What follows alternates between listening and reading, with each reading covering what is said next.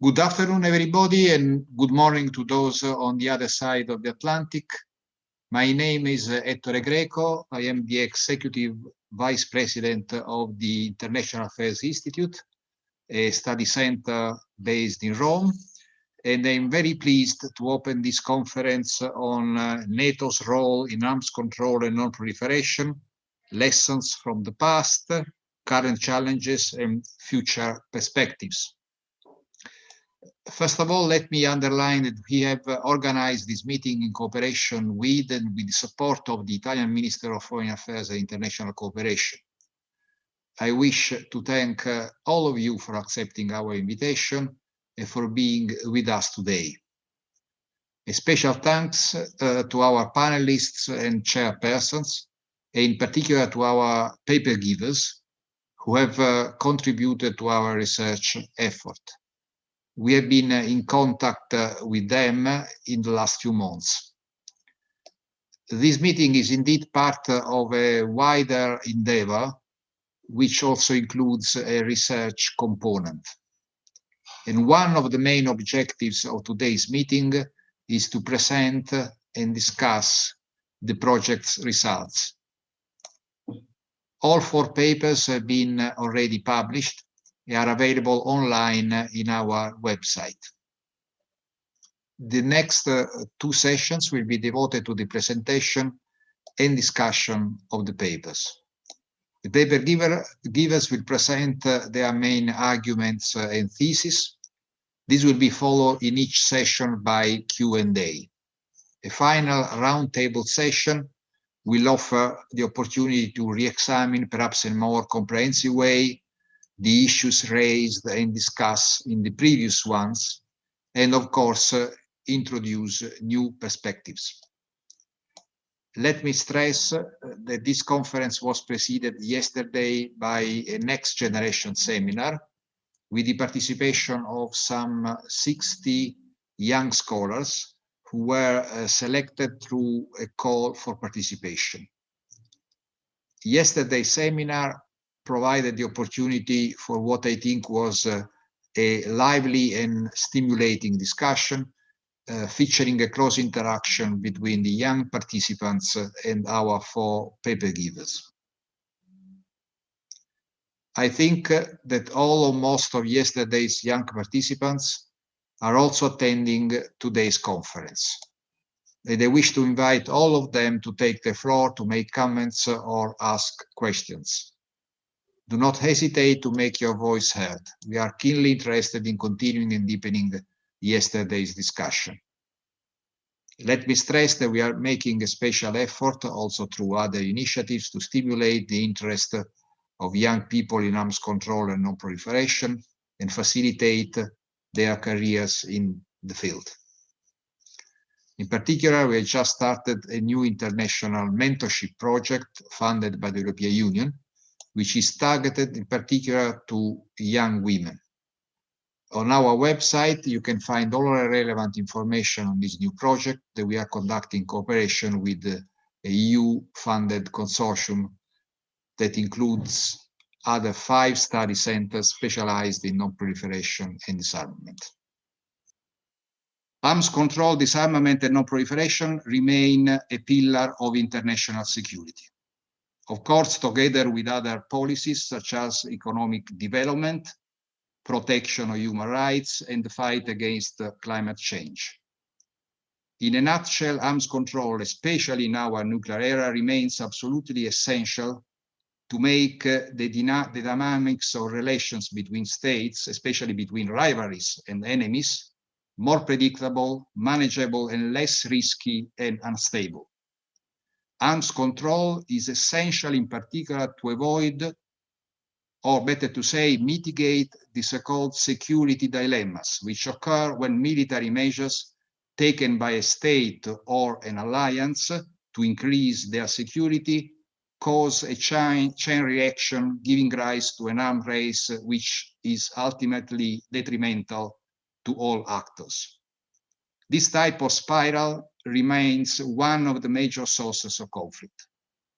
Proliferation of weapons of mass destruction is also a big danger, especially in areas characterized by deep-rooted regional rivalries and competitions for hegemony. Hence, the need to consolidate and possibly strengthen the existing arms control instruments to deal with both vertical and horizontal proliferation. We are all aware that there is a functional and legal link between, in particular, nuclear disarmament and non-proliferation.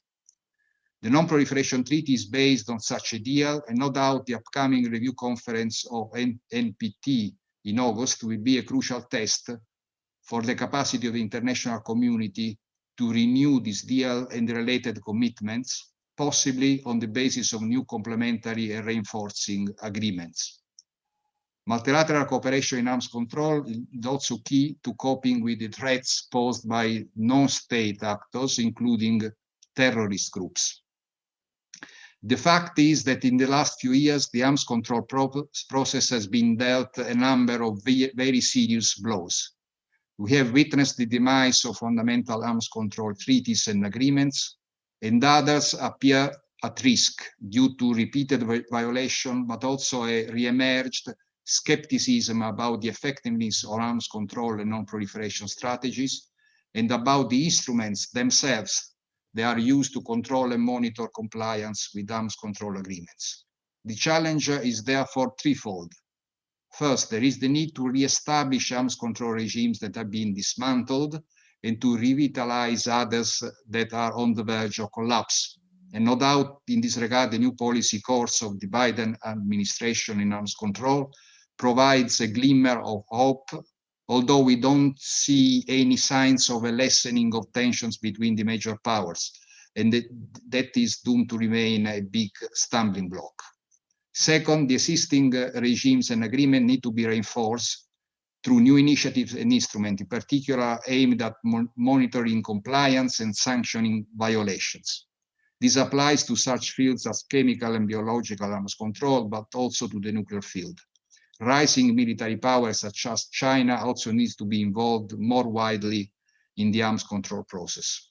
Third, and not less important, new technologies are having a huge, wide-ranging impact on arms control prospect. The application of artificial intelligence to weapons in particular is a major source of concern, but so are other challenges associated with cybersecurity, militarization of outer space, and the enhanced capacities of delivery systems.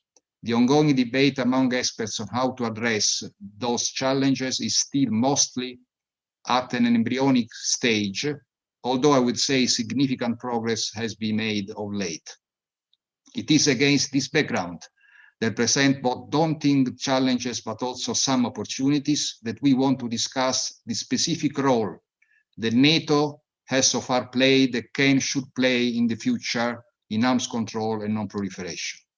NATO has carved out a role in arms control only gradually and with much hesitancy, but the alliance has been in fact a major actor at several historical junctures. Today, NATO conducts programs covering practically the whole spectrum of arms control and non-proliferation issues. Its technical expertise also cannot be underestimated. But combining arms control with the core functions of the alliance, defense and deterrence, is no doubt a very delicate and difficult balancing act, which needs to be rethought and renewed continuously.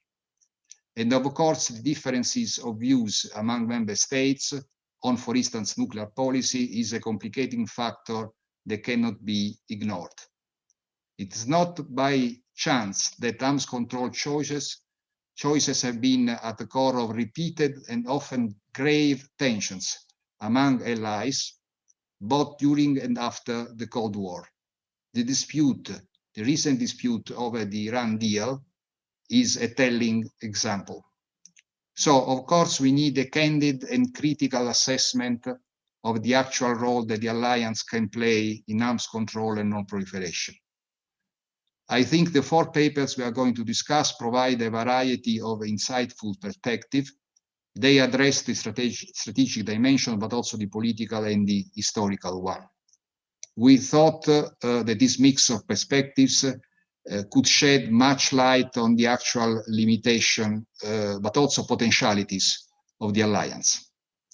All these issues, I think, represent a demanding but also fascinating field of research. And I hope that this conference will contribute not only to advancing the strategic discussion on the prospects of arms control and role of NATO, but also provide additional stimulating insights and inputs for our younger participants.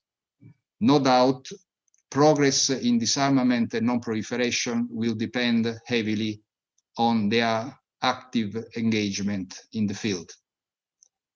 So thanks again, all of you, for being with us today. I very much look forward to our discussion. And I have now the pleasure to give the floor to Councillor Valerio Negro from the Italian Ministry of Foreign Affairs and International Cooperation for his opening speech. Yes, thank you, Ettore. Very briefly, we embrace this project since the very beginning, because we felt that it was really consistent with the kind of approach that we have with the whole disarmament, arms control and non-proliferation issue all over the spectrum. The arms control is one of the main pillars of our multilateralism, I would say, and for us, we feel that this conference has been extremely useful, but also extremely timely. Even if we had to postpone it from the initial date that we had set for ourselves, indeed, I think that this is a juncture where it is useful to have this conversation. And by the way, yesterday's meeting was really useful, and we appreciate it a lot. So we are proud of funding this conference, and especially the work that has been put into the papers. As the title of the conference says, really here we have the opportunity of having a bird's eye view on the whole process. Indeed, some or most of the major achievements that we had in strategic arms control, but also in conventional arms control, could not have been possible without coordination within NATO, as most of the papers clearly show. And at the same time, it is very difficult to imagine, to foresee further progress in arms control and non-proliferation without there being a discussion between allies to this end. And so now that, as you pointed out, we are finding ourselves in what is probably a very interesting momentum for arms control, when there is a real potential for resuming a conversation, not only, of course, within NATO, because that kind of conversation never ceased to be held, but with other major players, starting, of course, with the Russian Federation. So once again, we have embraced this project. We are grateful for the outstanding work that has been done by YAI and by the paper givers. We're looking forward to today's discussion, and we are really hoping that this is a seed that we are planting for having a continuous conversation with the scholars, with the civil society, with the students, and that this conversation will bring about more food for thought in the fields of arms control. And so, without further ado, and aware of time constraint, I will give back the floor to you, and I wish everyone a fruitful afternoon of discussion. Thank you. Many, many thanks, Councillor Negro. Let me underline that we've been in contact also for the conduct of this project with NATO, in particular with the Public Diplomacy Division. So I have now the great pleasure to give the floor to Jessica Cox, Director of Nuclear Policy Directorate at NATO. Please, Dr. Cox, the floor is yours, please. Thank you so much for having me here today, and thank you to IAI and to the Italian MFA for organizing and sponsoring this really timely event, and for bringing together such an exciting group of scholars and practitioners to talk about this important subject.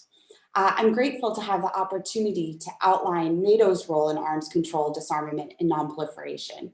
NATO sees these efforts as integral to both its collective defense and to the preservation of peace in the Euro-Atlantic region and beyond. First and foremost, arms control is part of NATO's dual-track approach to Russia. The first track is deterrence and defense, of which nuclear deterrence has long been and will remain central to the security of NATO and its almost 1 billion people. Hand in hand with the alliance's deterrence and defense posture is a strong commitment to dialogue, which includes support for effective arms control, disarmament, and non-proliferation. For NATO, the two are not contradictory pursuits, but rather part of a long-standing approach that has ensured the security of the alliance over many decades. This dual-track approach has renewed importance for NATO today. Russia is once again challenging the alliance with its nuclear forces. Moscow is developing new and novel nuclear capabilities, including air-launched ballistic missiles, hypersonic weapons, and unmanned nuclear torpedoes. It maintains an arsenal of non-strategic nuclear warheads that far outnumbers those of NATO. And as we all know, it developed and deployed an intermediate-range ground-launched cruise missile, which violated its commitments under the INF Treaty. In addition, the Russian government has also chosen to publicly threaten NATO allies and is expanding its nuclear exercises, as we saw with its strategic forces exercises in 2019 and in 2020. Having a neighbor that sees a growing role for nuclear weapons in its strategy is one of the biggest challenges facing NATO today. The story of the 1970s and 1980s and the success of the dual-track approach then gives us 3 lessons for today's arms control community. First, Russia's unrestrained nuclear arsenal undermines strategic stability and makes deterrence and defense, our core task, more difficult. Second, the arms control agreements that have helped to constrain arms races and thus strengthen NATO's security in the past are either gone already or of limited duration in the future. Third, arms control works to strengthen our security, but only if all parties to an agreement uphold their commitments. This was sadly not the case with the INF Treaty. If there is to be hope for future arms control agreements, Russia will need to prove they are willing to uphold their commitments in a sustained and verifiable way. These lessons are also important as we think of other major challenges facing arms control progress, such as expanding arms control regimes to nations other than the United States and Russia, or as we look at pulling new technologies and new weapon systems into arms control regimes. So what is NATO prioritizing in these areas? First and foremost, we are focusing on the first track, strengthening our deterrence and defense in response to Russia's growing arsenal of nuclear weapons and delivery systems. But at the same time, NATO allies are supporting initiatives that seek to strengthen arms control and non-proliferation, not just in Europe, but globally. It is important to remember that NATO itself is not a party to any arms control regimes, so our role is primarily one of coordination and collaboration amongst the alliance. First, allies are actively working to uphold and strengthen the Nuclear Non-Proliferation Treaty as the foundation for nuclear disarmament. The NPT has worked, and we want to make sure it continues working well into the future. We are coordinating closely in advance of the NPT review conference later this year to ensure its success. Second, NATO is promoting initiatives to enhance our tools for nuclear verification and reduce technical challenges to arms control being developed for the future. Finally, allies are actively discussing how to develop new arms control regimes for our new security environment. This will be a long-term process, one that is focused on identifying and addressing the real security concerns of NATO allies. So in conclusion, arms control plays a critical role in Euro-Atlantic security and is of great value to NATO allies.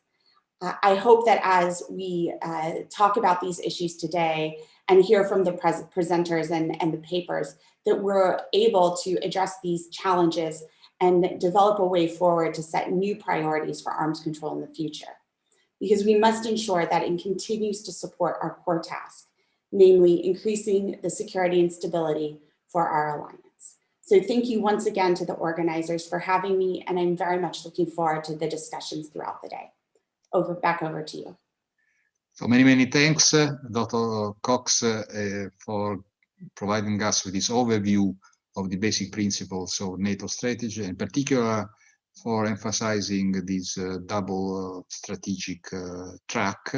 And one of the central themes, of course, of this conference will be how this double track can and should be pursued and perhaps even updated and reviewed in the current strategic environment. I think we have already put on the table some relevant issues, but now it's time to move to the sessions devoted to the papers. And so I'm now the pleasure to give the floor to Matthew Harris, Senior Fellow at the Proliferation and Nuclear Policy Program at the Royal Royal United Service Institute, RUSI, is better known as RUSI, rather than the long phrase, in London. So Matthew, yes, you have the floor. And thanks again for, of course, accepting our invitation. Thank you very much, Ettore, and let me thank again IAI and the Italian Foreign Ministry for convening this important event and for having me along. Our first panel is on NATO's non-proliferation and arms control strategy and the risk reduction approach. I think most people would agree that in the last decade or so, nuclear risks have gone up. And as we heard from our opening speakers, the relations between nuclear-armed countries have got worse. Technological advances in strategic weapons have made deterrence more complicated and possibly more fragile. And in the meantime, the traditional frameworks of arms control are in deep trouble. And so there's been interest from the governments of most nuclear-armed states and many non-nuclear armed states, as well as in the research communities that focus on nuclear issues, in at least trying to talk about reducing those risks. And this idea and this agenda is certainly not new, but I think it's fair to say that it has gained some renewed attention. And part of this is the question of the role of risk reduction in debates about nuclear disarmament that come up in the NPT review process. So on this panel, we have two excellent speakers who are here to discuss the role of NATO in all of this. Our first speaker is Katarzyna Kubiak. Kasia is a senior policy fellow at the European Leadership Network. Her research interests include nuclear arms control and disarmament, non-proliferation, and ballistic missile defenses. And before joining ELN, she has previously been a fellow at the Norwegian Institute for Defense Studies, the SWP here in Berlin, and the Institute for Peace Research and Security Policy in Hamburg. Our second speaker is Wilfred Wan. Wilfred is lead researcher in the WMD program at UNIDIA. He's the author of a number of recent pieces on nuclear risk reduction, and he has held fellowships at the UN University Center for Policy Research and the Kennedy School at Harvard. Kasia and Wilfred will be discussing the papers that they have written for this event. Those papers are available on the IAI website, and I highly recommend reading them if you haven't already. They're both excellent. And I've been asked to remind you that for this panel, we will be taking questions in writing through Slido. So if you want to ask a question, go to www.slido.com, that's SLIDO.com. You'll see a box at the top that says enter code, and there you need to put in NATO NPD. So that's slido.com and then enter the hashtag NATO NPD. You can put those questions in at any time, so if something occurs to you during the presentations, then do feel free to fire away.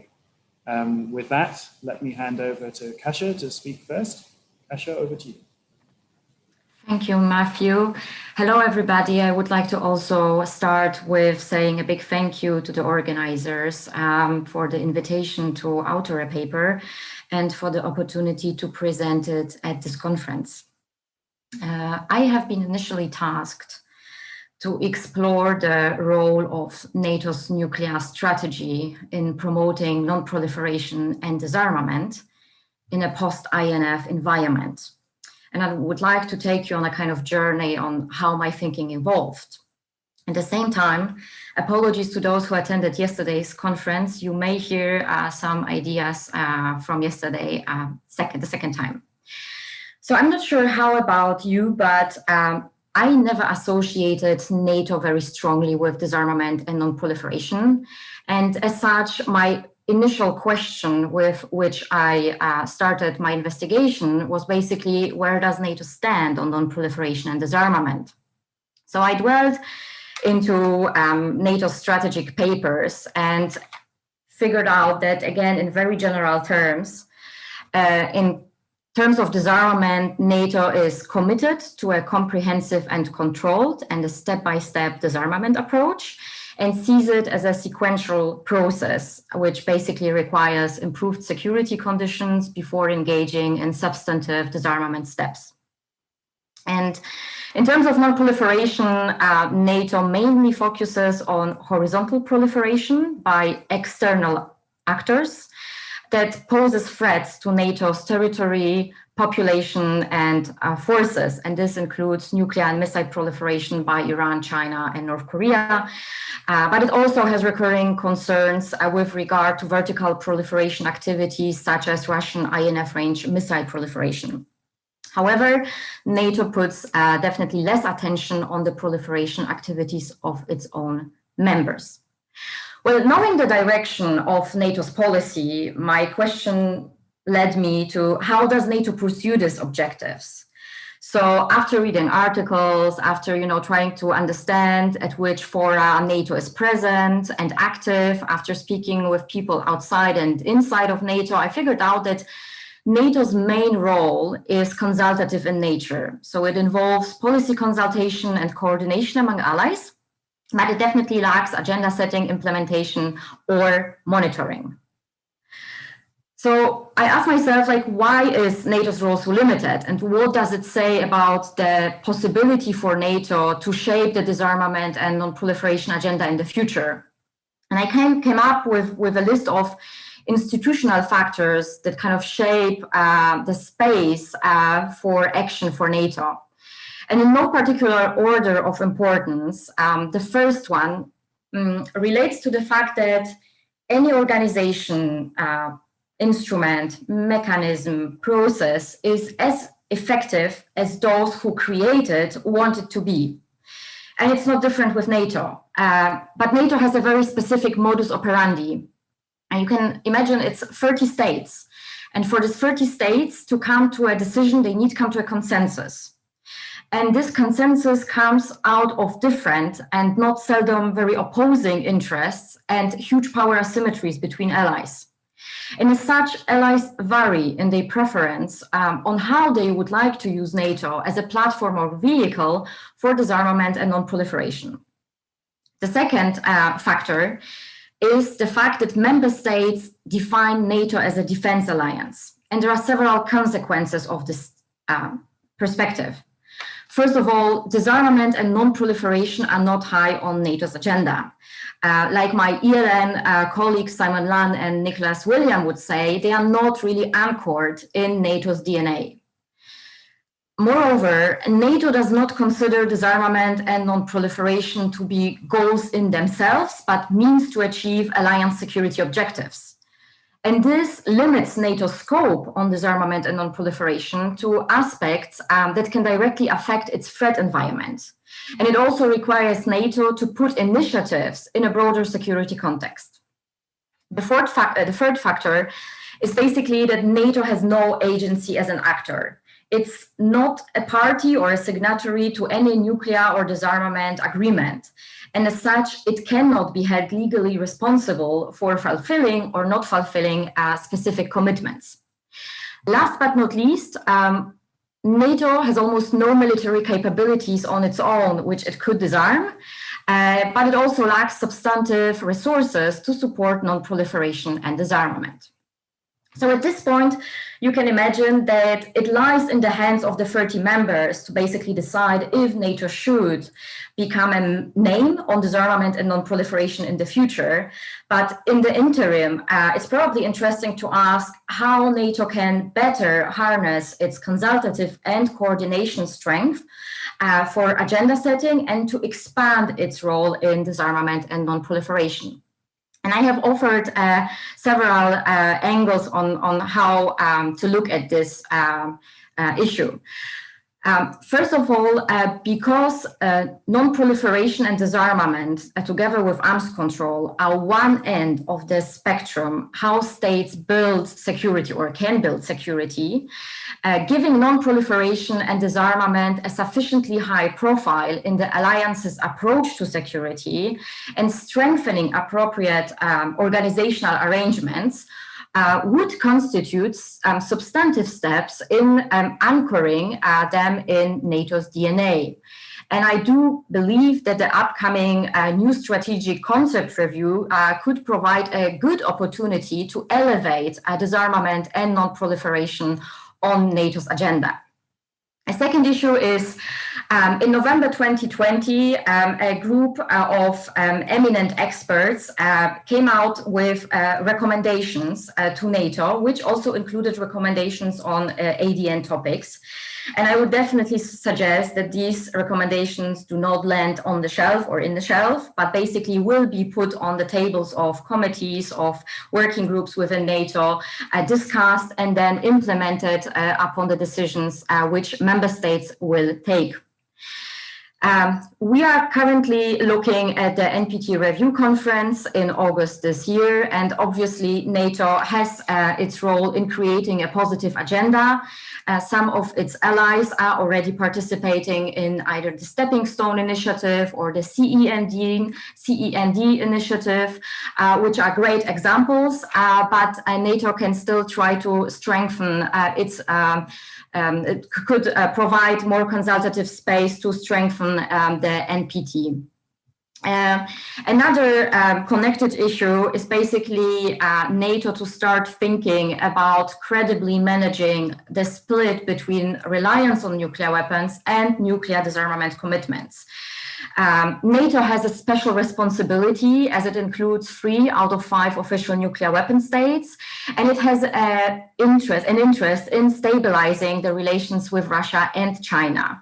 And as such, one possibility is to basically think of how NATO could substantively engage with the humanitarian consequences arguments, and on the other side, encouraging strategic and/or nuclear risk reduction. And in my last point, I would like to say that NATO could also look for new gateways. And one of them is to explore, to analyze, and to act on risks and opportunities from new technologies. And the first issue is to basically raise awareness of implications of new technologies in security. And we already have the German MFA Rethinking Arms Control initiative, which is a great first step, but it needs to be broadened and the topic needs to be put on the broad international agenda. Issues to be tackled include minimizing risks related to the existence of these new technologies, minimizing risks on the nexus between nuclear and new technologies, And just for those of you who are interested, NATO is currently implementing emerging and disruptive technology roadmap, which unfortunately at this point of time does not include a nuclear component, despite the fact that the nuclear directorate is very hard working on it. It also could use new technologies to adapt old and develop new arms control, disarmament, non-proliferation, and especially verification regimes. And the last point is to basically use new technologies to explore opportunities to strengthen deterrence, make escalation management more effective, and allow for better de-escalation and off-ramps. And especially in the new tech, nuclear or in new tech sphere, NATO could become an agenda setter, and it could also allow the involvement of China and other nuclear weapon possessing states. And as my final word, I would like to put your attention on an upcoming ELN project that will tackle the nuclear policies under technological complexity. And over to you, Matthew. Thank you very much, Kasia. That was a really comprehensive overview, and I think that set the ground perfectly for our discussion. Wilfred, for a dig into the risk reduction side of things, over to you. Thanks, Matthew. First, thank you to the IAI and the Italian MFA for the opportunity. It's a pleasure to be a part of this panel and project. I should mention that I've been involved in a personal capacity, so I'm not speaking on behalf of UNIDIR or the UN. Let me start by saying that when we talk about risk reduction or a risk reduction approach, it's not to replace anything else. It goes hand in hand with non-proliferation, arms control, and disarmament.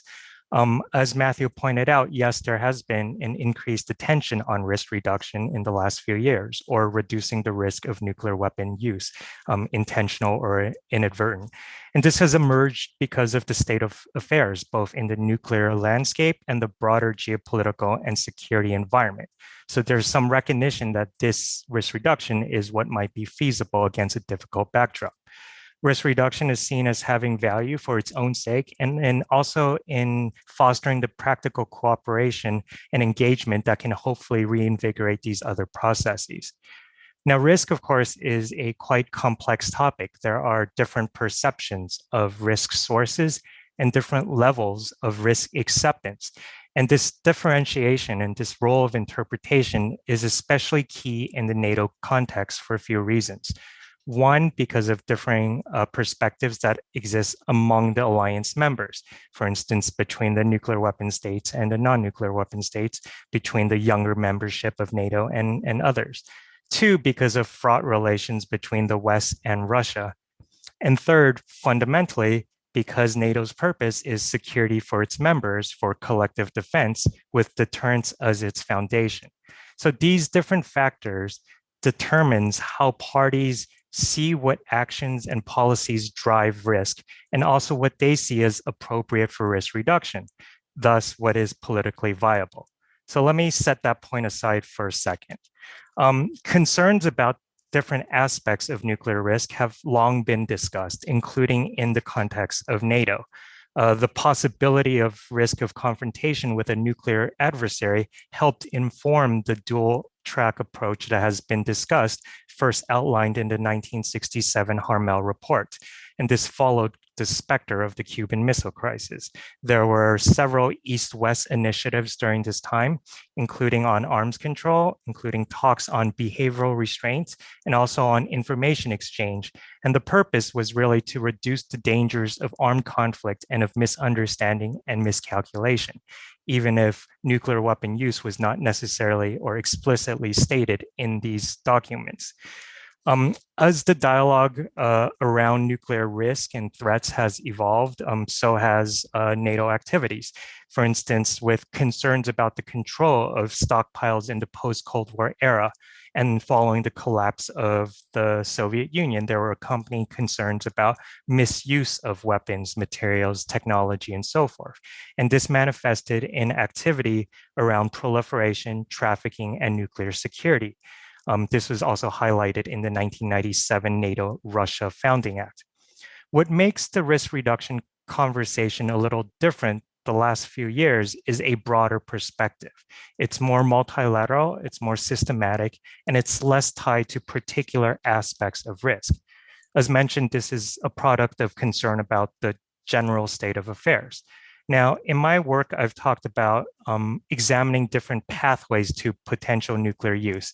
I'm not going to linger too much on those pathways here, but the point is that by identifying potential use scenarios, you can develop the approaches with which to address them. And so that's what I'm going to speak about next. And from that lens, you can see what NATO has done and could do moving forward. And I'll try to provide some examples along the way. But to reduce risk, I argue that states should broadly take a fourfold approach. First, that they should narrow situations in which they would consider nuclear use and lessen ambiguity around those circumstances. So for instance, the NATO strategic concept explicitly mentions the role of nuclear weapons in its security strategy. In 1990, during the waning of the Cold War, it declared those nuclear forces as, quote, weapons of last resort. In its 2010 strategic concept, there was less language compared to the 1999 version about the essential or vital aspects of its nuclear forces in Europe. And it also expressed a commitment to creating the conditions for a world without nuclear weapons. These kind of shifts in language are quite important because of the way they express policy, obviously. They signal a diminishing role for nuclear weapons, and it also has normative value. Second, I argue that states should raise the threshold for nuclear use, especially in volatile situations. And this can come through in different aspects of nuclear planning, including capabilities and postures.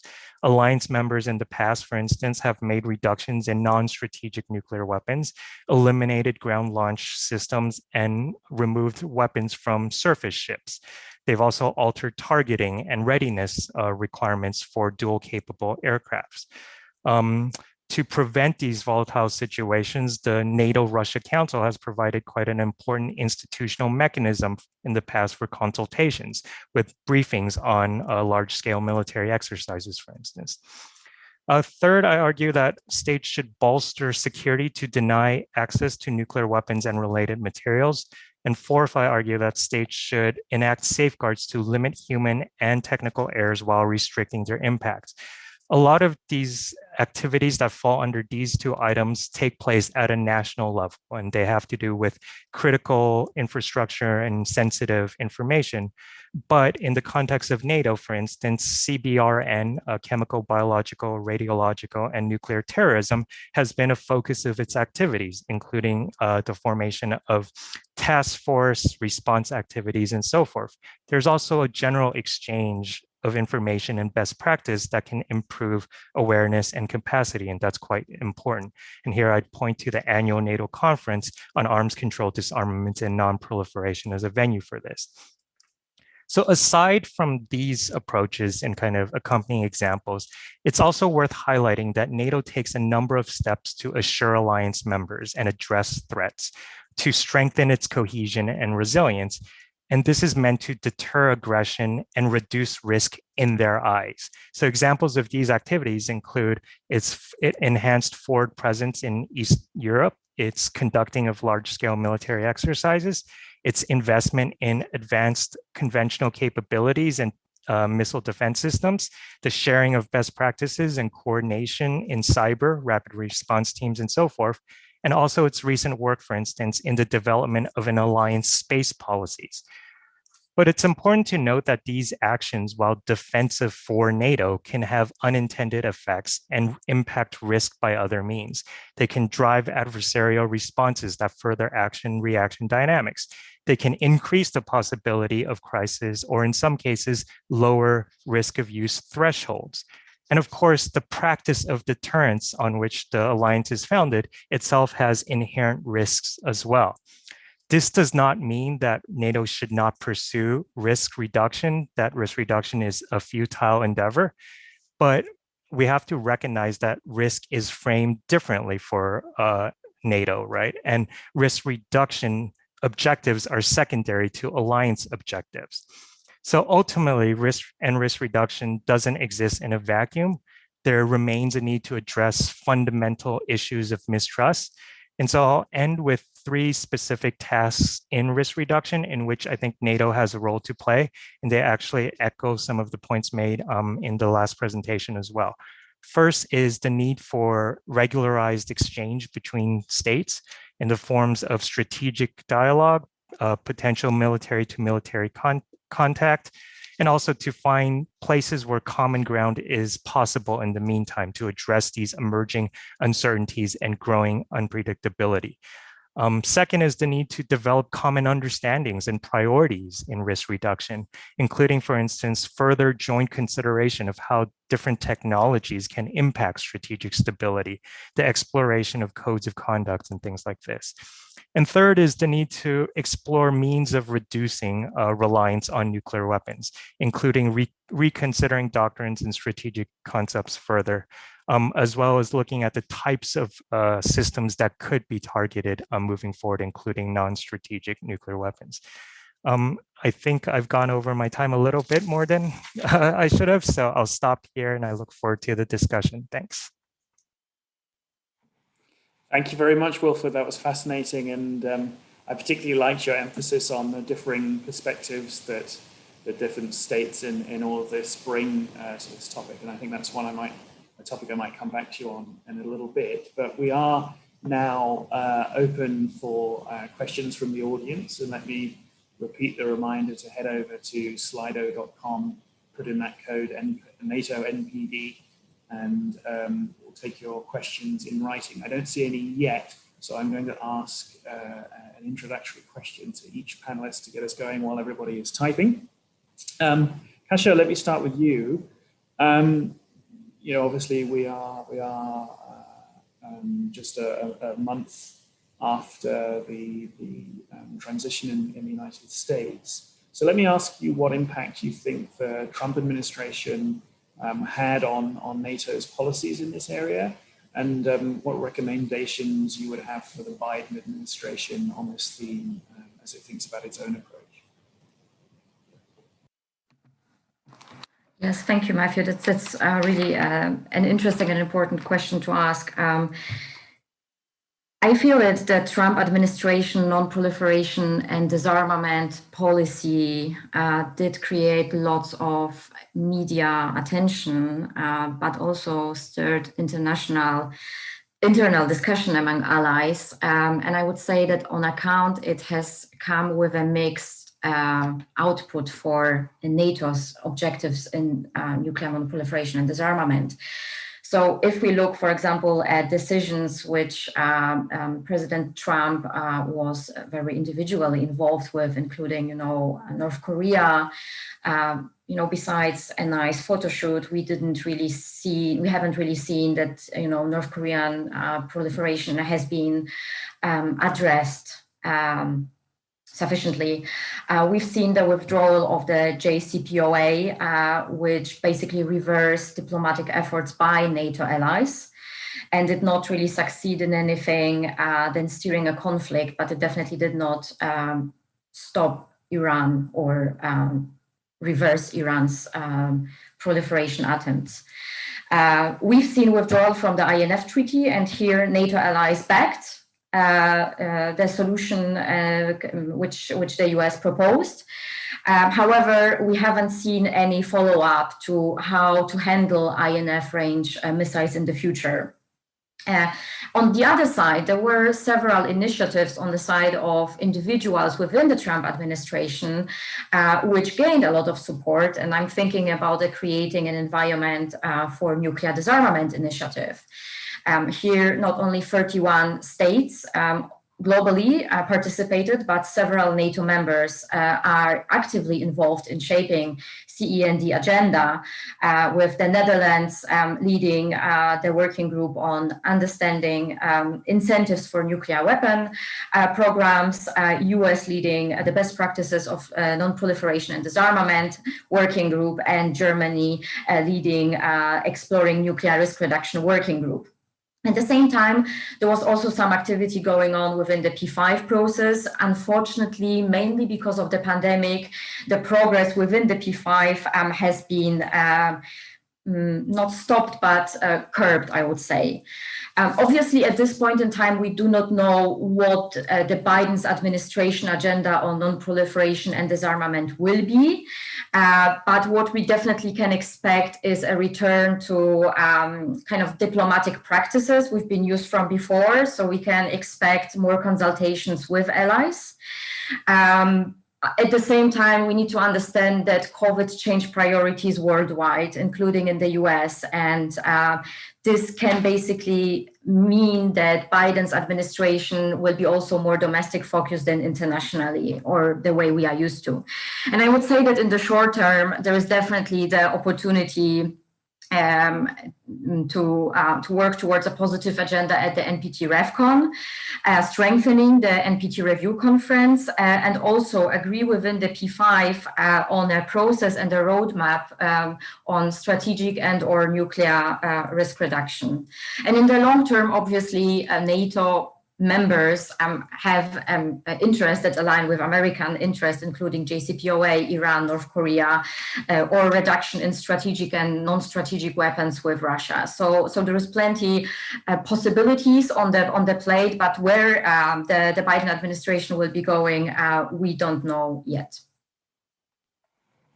Thanks very much, Kasia. Wilfred, let me turn to you and back to this question about the broader agenda of risk reduction that you mentioned. I think in your paper, you call it a holistic approach to the question of risk reduction. Let me just sort of play devil's advocate for a minute, because when I hear holistic, I always get worried because I never really know exactly what it means, and it sort of raises in me the suspicion that isn't all of this stuff about risk reduction, isn't this just an excuse for nuclear weapon states to talk kind of about an agenda that's a little bit more harmless for them, rather than feeling that pressure from the non-nuclear weapon states on disarmament? Help reassure me that that's not true. Thanks, Matthew. I'll try to do that. I think there are kind of a couple of dimensions of this. First is to say that risk reduction is obviously not a substitute for disarmament, but we can recognize that progress in disarmament has stagnated over the last decade or so. And so certainly you see kind of these different approaches sought to try to reinvigorate these efforts. And obviously the TPNW is one example of the manifestation of these frustrations.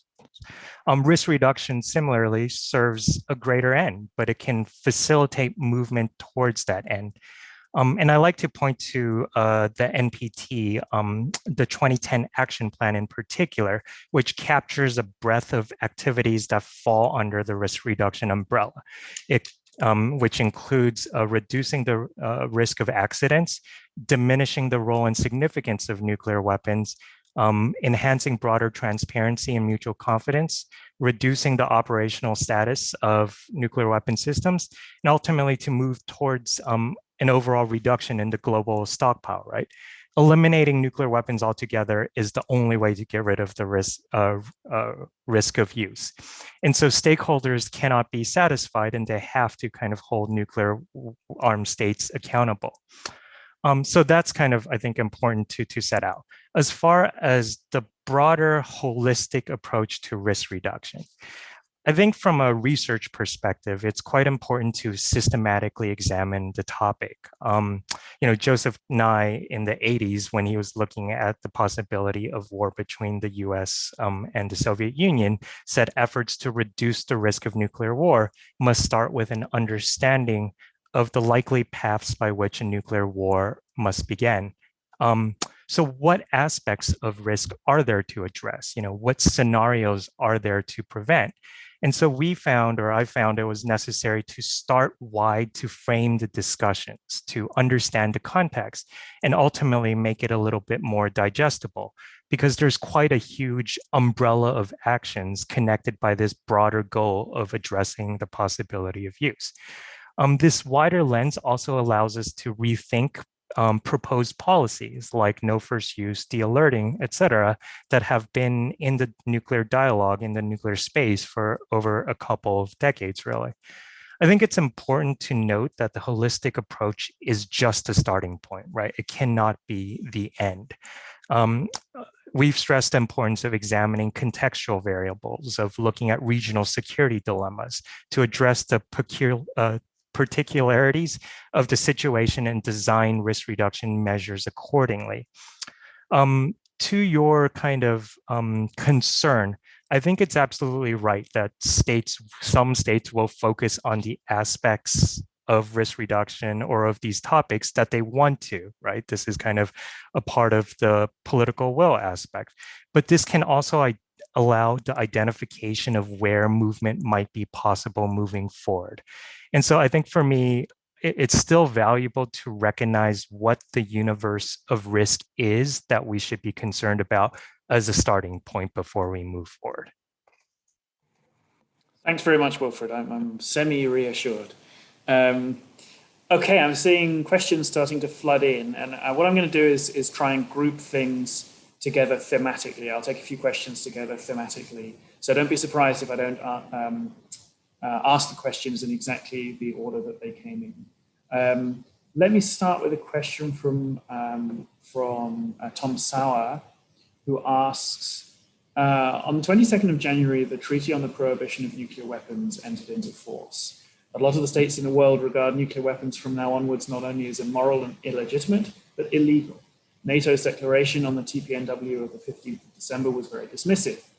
Do you think that that kind of attitude will help to rescue the Non-Proliferation Treaty Review Conference in August? I think when I was at school learning Latin, that's a question expecting the answer no, but we'll see what our panelists think. Kasia.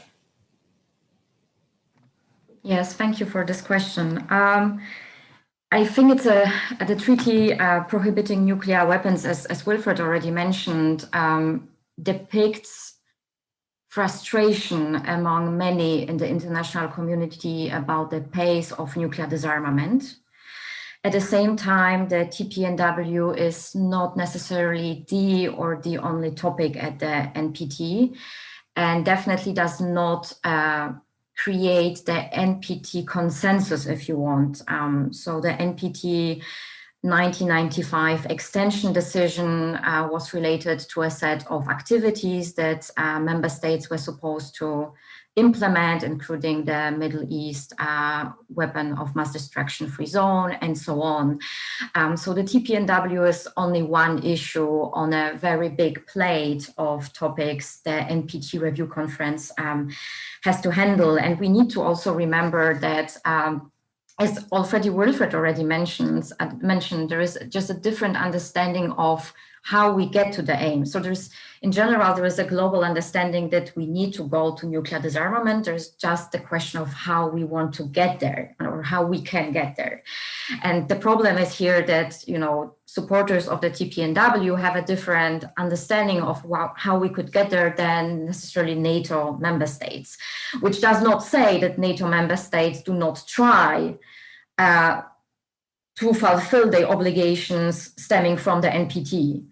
I hope, and I cannot say for sure, that as long as both non-nuclear weapon states and nuclear weapon states will see value in keeping the NPT regime alive, and as long as they will be able to credibly show that they are working towards fulfilling their obligations stemming from the NPT regime, and especially the August conference will not die.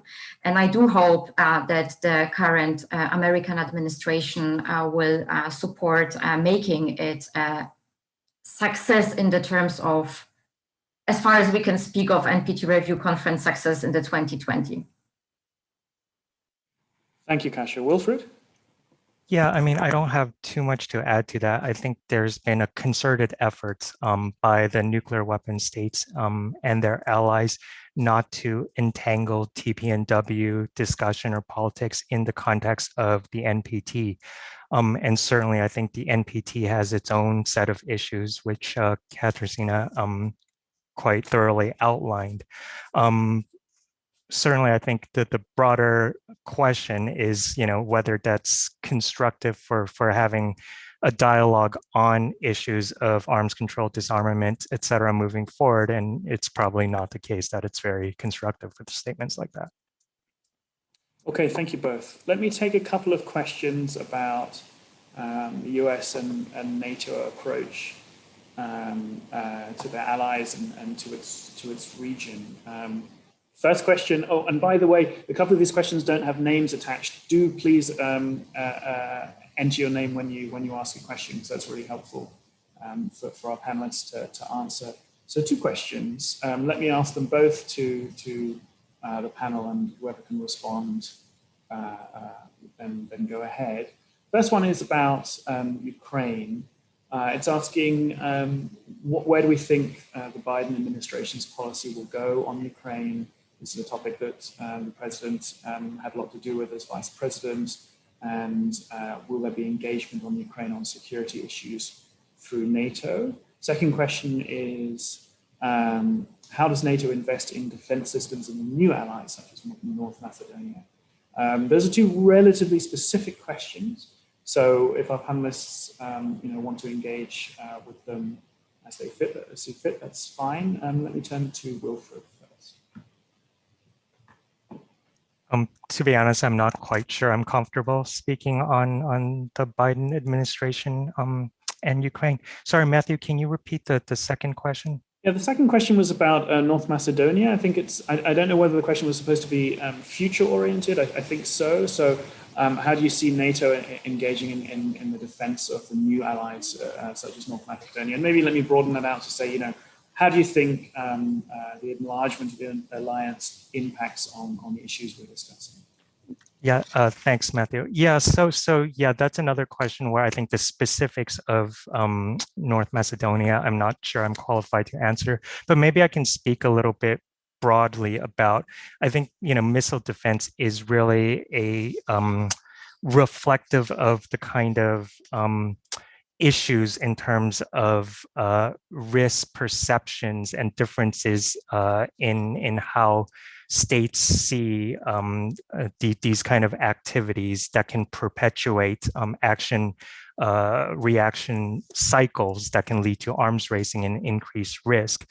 In fact, overall, NATO, or the US in particular, the extension of its missile defense systems has been cited by both Russia and China specifically as a reason for some of their movements in terms of their developments or pursuits of strategic arms and technologies. And so I think it speaks to kind of the difficulties of overcoming some of these existing lens through which all actions and all strategies are filtered through. Thank you. Kasia, anything to add? No, I apologize. I'm definitely not an expert on Ukraine and North Macedonia. Fine. Let me move on to a group of questions, all of which have to do with the role of Russia and how NATO can engage with Russia. So let me start with a question from Joe. A lot of risk reduction ideas, including effective arms control, would require engagement from Russia. We've heard positive comments today about the possible approach of the Biden administration and NATO, but given Russia's nuclear developments, do the speakers see a willing partner in the Kremlin? A similar question from Arta. This is directed to Wilfred. How do you think NATO can incentivize Russian interest in adopting reciprocal risk reduction measures? Isn't Russia actually interested in deliberately manipulating the risk of confrontation with NATO through, for example, treaty violations and harassment of NATO ships and aircraft, asks Arthur. And the last one on this topic is from Lukasz Kolesa, who also asks Wilfred, this is about forums. The question is, your list of tasks, Wilfred, seems to imply the need for in-depth consultations and development of specific risk reduction initiatives between NATO and Russia. Lukasz asks, what's the best forum for that? At this point, NATO-Russia Council meets only at the level of ambassadors and higher. What about the OSCE? Do you use the P5? So 3 Russia-focused questions there. Wilfred, a couple of those were directed specifically to you. Let me give you a moment to think about them, and I'll go to Kasia first. Yes, thank you, Matthew. So the question is basically, do we have a interested and willing partner in Kremlin to engage on arms control and related matters? And I definitely sense that there is a feeling of frustration both at NATO international staff and among NATO's member states. And the task is therefore to try to come, as Wilfred already mentioned, to an understanding of common interests, to understand if we have converging threat perceptions, we can kind of work from to reduce related risks. And even though we haven't succeeded before, it's not an excuse in not trying further, in understanding better where Russia stands on different topics, in trying to find the common ground and trying to actively propose solutions to the Russian partner. So I would say that even though we do not necessarily see an environment which is supportive to have a big breakthrough in arms control with Russia, we should still try to engage. And I just remind you that before we came to the CFE treaty, we have had, I think, 17 years of dialogue. And arms control, non-proliferation, and disarmament are not fields in which we find solutions overnight. So we need to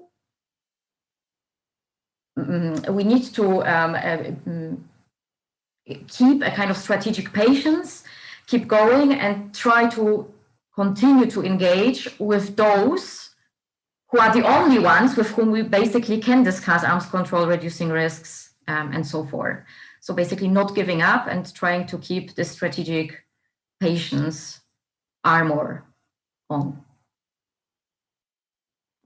Okay, thank you, Kasia. Wilfred, over to you. I think you had, firstly, what about Russian risk manipulation, and what forums can this be discussed in?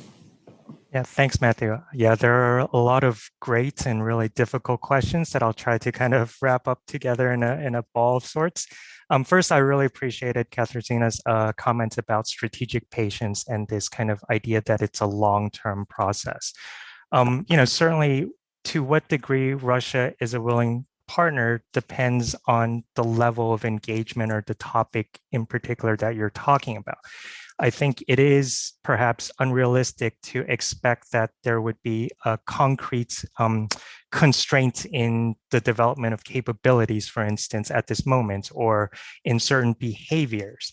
That said, I do think there are some common concerns from all sides, including things like conflict avoidance, crisis management, and communication that can allow further dialogue. Similarly, I mentioned during my presentation in the area of the impact of different technologies on strategic stability, this is something that is quite unknown. And I think all states have some concern about the nature of the development of these technologies and how they might impact strategic stability moving forward. And so first step could simply be to examine, right, to look at the contours of what future agreements might explore, accounting for these asymmetries and capabilities and different domains and so forth. As far as the question on forums, I mean, this is, again, whatever forum exists, I guess would be the answer, whatever forum where there can be progress. But I would point to the P5 as an example of some of this positive development over the last couple of years, in which there has been more exchange on nuclear doctrines, on this idea of strategic risk reduction and the creation of a working group in this vein. I'd also look to something like the CEND, which has allowed the inclusion of non-NPT nuclear armed states, which I think is quite an important direction, whether it's beyond NATO, obviously, as well.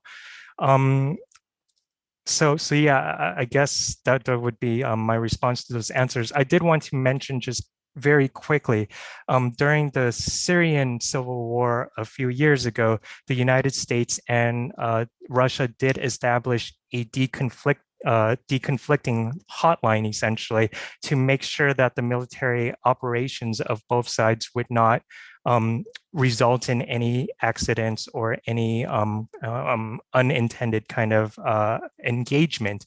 And while that came and went with the political relations of those states, it does reflect that I think there are some basic concerns about operations at the operational level that can be the foundation for more engagement moving forward.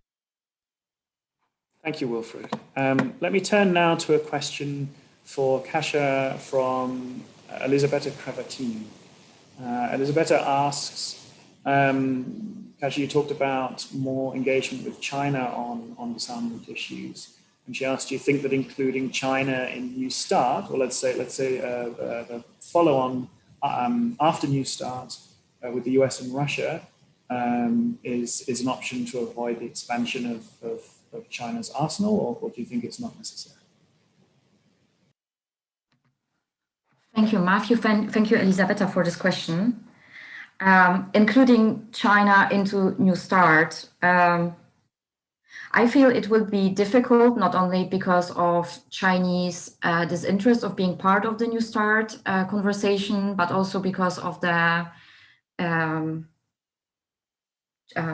different numbers of nuclear warheads between China and then Russia and the US on the other side. So I would probably reframe this question and rather ask how we could include China in general into arms control conversation in the future, because probably this framing of the question could give us more opportunities to find ways to include China. And there are several reasons why we can think China might be interested in being involved and sitting at the table. Obviously, Chinese security environment is changing, and China will be also interested in being able to control the confrontation it's part of. China for a long time has benefited out of the bilateral Russian-American arms control architecture. This architecture is currently collapsing. And as such, China finds itself increasingly in a new and probably less secure neighborhood itself. And then for economical reasons, China will be interested in rethinking its spending and probably will not be able to spend as much as it did until now into its military capabilities. So there are several incentives why China might be interested. The question is rather, how do we get China to the table? And I feel that there are several avenues we could try to approach. One of them is obviously a follow-up to the INF Treaty. And there is a proposal being made, for example, by Rose Gottemer, and I'm sure you will hear more on this, on putting the N back to the INF, which would provide an opportunity to include China. Another approach is basically to think more of a capability-based approach, and this is one on which you can read with Tong Zhao more. So he basically argues, do not look at nuclear warheads necessarily because of the discrepancy in arsenals, rather do look at other capabilities, including delivery measures, where the diversity is less imminent, so that China feels more equal as a negotiation partner. And there's obviously the backdoor of new technologies. So if nuclear weapons per se are a problematic topic for China to engage in at this stage, maybe we can use a kind of backdoor and start to discuss nuclear risks stemming out of the nexus between new technologies and nuclear weapons. And obviously another forum which we have already discussed is the P5, where China has the possibility to build trusted relationship with other nuclear, relationship with other nuclear weapon states and pursue risk reduction measures and start a conversation on possible disarmament and arms control initiatives. Thank you, Kasia. Wilfred, anything to add on that topic? No, I'm okay. Thanks. Okay, let me move on to a very interesting question from Angelo Frascacaccia. Angela asks, given the bureaucratic and cultural barriers constraining intelligence sharing at the international level, see the 2015 Paris intelligence failure, To what extent do you think intelligence sharing among NATO members can be a risk reduction approach when it comes to nuclear terrorism?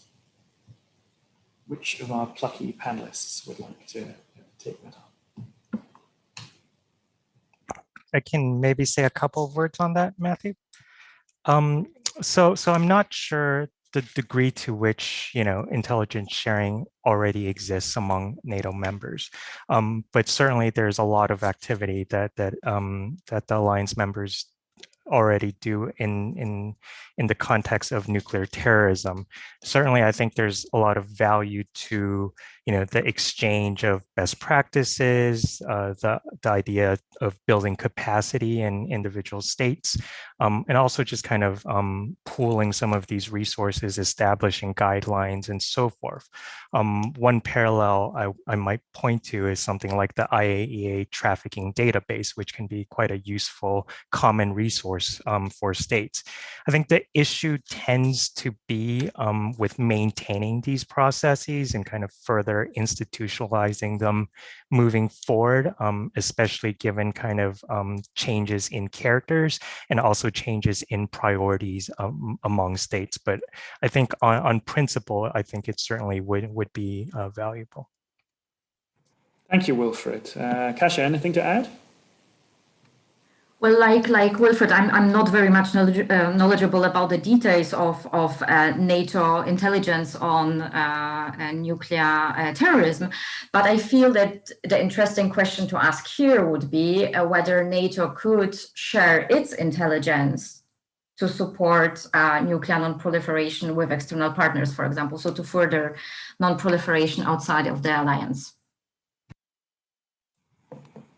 Thank you very much. But we're nearly out of time. I want to come back to both our panelists to ask if there's anything they want to add on any topic. But let me just let me ask one final question to you both, just to wrap things up. But the NATO defense ministers are meeting tomorrow and Thursday, and you two have been given 30 seconds to pitch for one specific nuclear risk reduction measure to be on their agenda. Which risk reduction measure are you going to choose? And as you answer this, if there's anything that you feel you didn't cover in the rest of our discussion, do feel free to bring it up now. Let me go to Wilfred first. Thanks, Matthew. So my very modest suggestion is to develop a very explicit risk reduction agenda. I think there's value in identifying the common priorities of concern. The 2030 NATO initiative specifically mentions the support for political outreach on arms control and risk reduction. But what does this look like, right? I think it's really important to have a common language and an understanding around risks, which can then allow the development of specific initiatives, whether it's in the context of strategic risk reduction, it's about these cross-domain aspects, or even to consider risks inherent in nuclear deterrence. And I think this would also allow the tasking of particular NATO bodies or mechanisms to move forward. So ultimately, I think having this agenda can provide a benchmark for progress and accountability. And if I may really quickly, so yesterday, we had a really positive engagement with the young scholars who had really great questions. But there was actually one question I wanted to take a second shot at because I had kind of a bit of a word salad, as can happen. And it had to do with the impact of states potentially making clear their stance on nuclear weapon use in the context of IHL as to whether it would constitute a violation and why that would matter for risk reduction. So I guess I would end by saying that, it's incredibly important that states continue to stigmatize nuclear weapon use in the context of risk reduction. Otherwise, the normalization can cause stagnation and allow us to tolerate or accept risk. And there are different approaches to stigmatize, including the TPNW is another means. Many have called for the reiteration of the Reagan-Gorbachev statement, nuclear war cannot be won and must never be fought. And I think, because nuclear weapons are quite critical to the security strategies of nuclear armed and allied states, including in NATO, stigmatization can only be one part of the equation. but it can affect the overall dialogue and thinking around nuclear weapons that can effectuate change at the level of doctrines in security strategies and so forth. So I did want to kind of get to that. So thanks for that. Thanks, Wilfred, and thank you for taking the time to go back to that question. Kasia. Yes, thank you, Matthew. So first of all, I want to say that, the amount of problems that already piled up is so big that suggesting just one risk reduction measure will definitely not solve the problem or get us out of the Russian-NATO conflict, if you want. Because you are saying, I'm speaking to the ministers of defense, not the ministers of foreign affairs, while the ELN is mainly about reducing nuclear risks. I would probably say to the ministers that they should not allow mill-to-mill communication to become a victim of a political conflict between NATO and Russia. And I would definitely distribute a kind of former but still very valid ELN report on towards a more stable NATO-Russia relation, which has plenty of recommendations, including for the defense minister or ministers on how to reduce risks in the NATO-Russia context. Thank you very much, Kasia. It just remains for me to thank both our panelists for really excellent presentations, and also to thank the audience for excellent questions. And I think we got some good answers. I have been asked by the organizers to do a bit of housekeeping. We will now take a 14-minute break. And the next session will start at 1:15, so 3:45 European time. Thank you very much.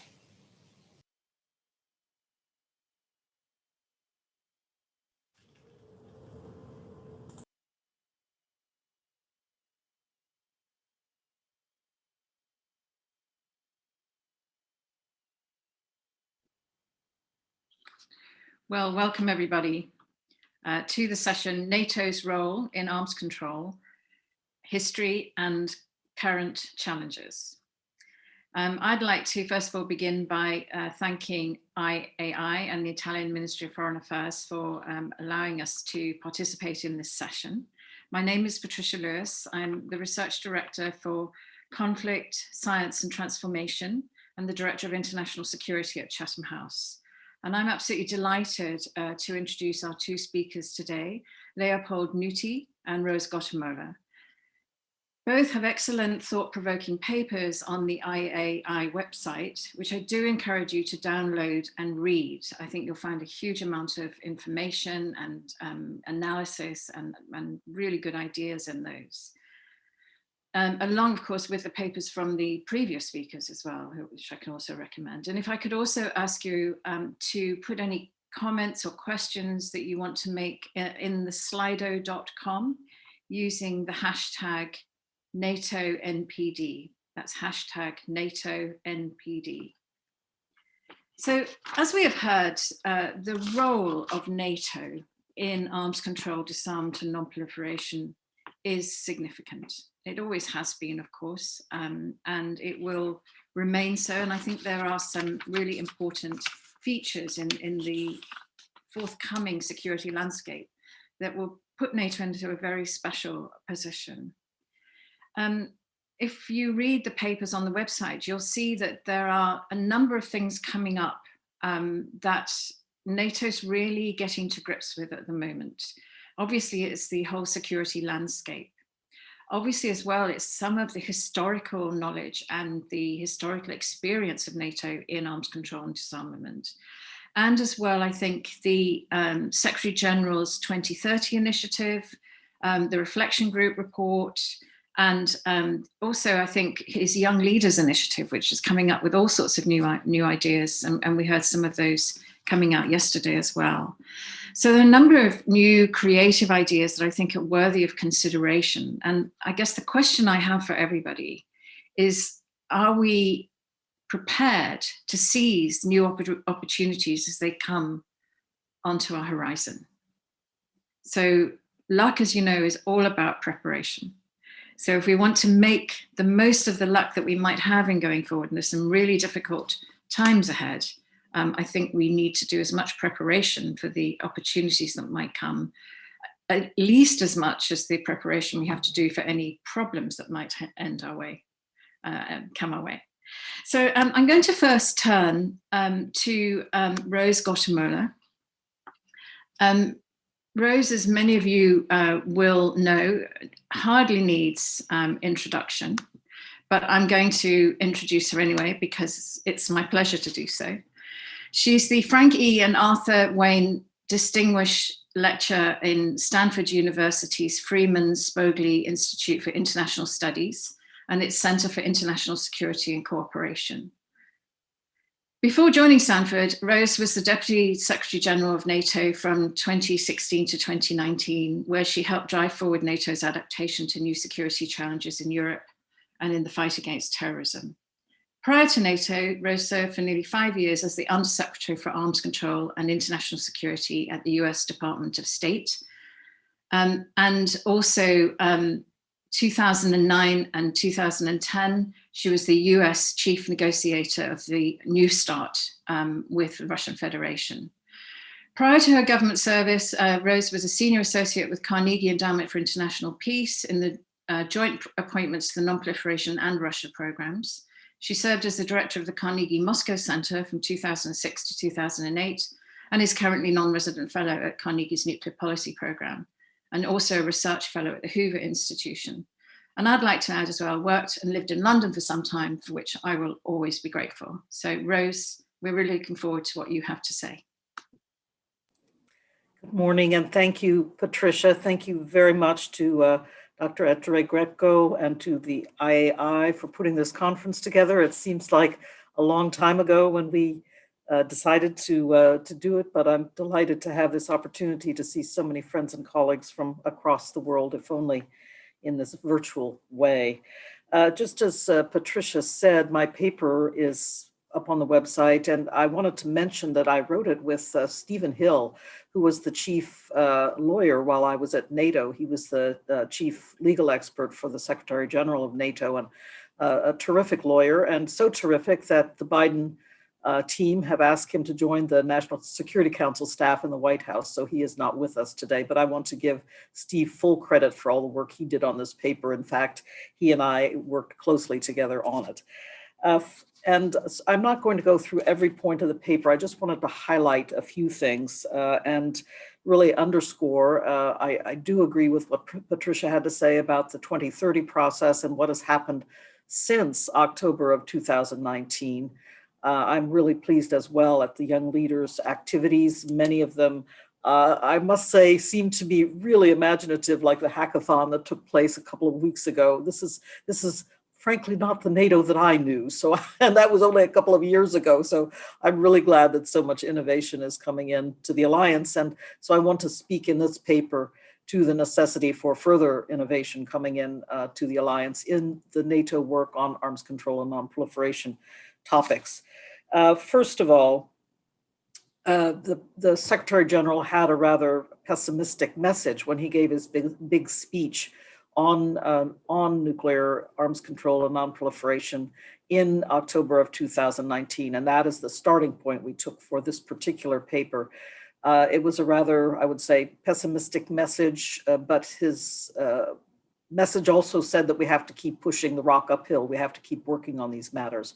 Now things look a little bit brighter with the extension of the New START treaty just a few weeks ago to give us an additional 5 years to be working hard with the Russian Federation to seek further reductions and to seek further participants in the process. And I speak particularly of China, and looking for a follow-on to the Intermediate Range Nuclear Forces Treaty. So we can talk about this in the discussion area. I won't, it doesn't speak to the paper, so I won't get into this now, but I do think that there's a somewhat more hopeful agenda going forward, which I wrote about in my Washington Quarterly article in September of 2020. So you can read all my ideas there. But I do agree that in that period, it was a rather gloomy assessment by the Secretary General. But nevertheless, we Steve and I thought that it would be important to look ahead and to think about where NATO could make a difference, because there are so many important ways that arms control, disarmament, and non-proliferation contribute to NATO's security. But I want to stress again, they are not an end in themselves. Sometimes people say that an arms control negotiation is a natural good, but unless it serves the security interests of those participating and those affected by it, it's not a natural good. It needs to really serve the security interests of the countries who are participants. But the other thing we took as a basic rule as we started into this paper was that NATO should do no harm in the proposals that it comes up with in this field, and should really look for ways to support and speed the agenda rather than, well, I'll put it this way, rather than meddling. And I do think NATO's been quite circumspect in the past, and at some times, frankly, in earlier years when I was working as the Undersecretary of State for Arms Control and International Security, I thought that NATO was rather disengaged on these issues. So one thing I've been very glad to see in recent years is the degree to which NATO has embraced this agenda of arms control, disarmament, and non-proliferation, and looked for ways that the alliance, as the alliance, could participate.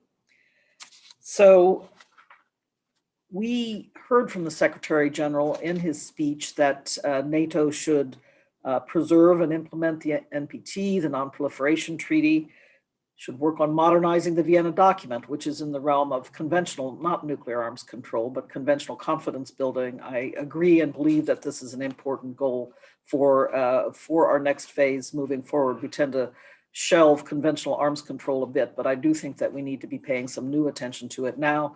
And with new leadership, Helga Schmidt at the OSCE, I think there are some opportunities to re-engage also with the OSCE community on this matter. He talked about adapting nuclear arms control regimes to what he called the post-INF architecture. I said a moment ago that I think it's important to look at what the post-INF architecture should be, but I want to stress for this audience that I do not believe we should pattern match the INF treaty. We should simply put in place an identical INF treaty to the total ban on nuclear and conventional intermediate range ground launch systems that existed up until August of 2019. I think it's time to look anew at this problem. And I mentioned a moment ago, it's a place to engage China because they have some equality of capability with regard to INF systems. They depend on them for their security, and therefore they might have an interest in coming to the table to talk about them. You always have to look for ways that you can draw the other party to the table because they have a security interest in seeking negotiated restraint or negotiated constraints on these systems in counterpart countries.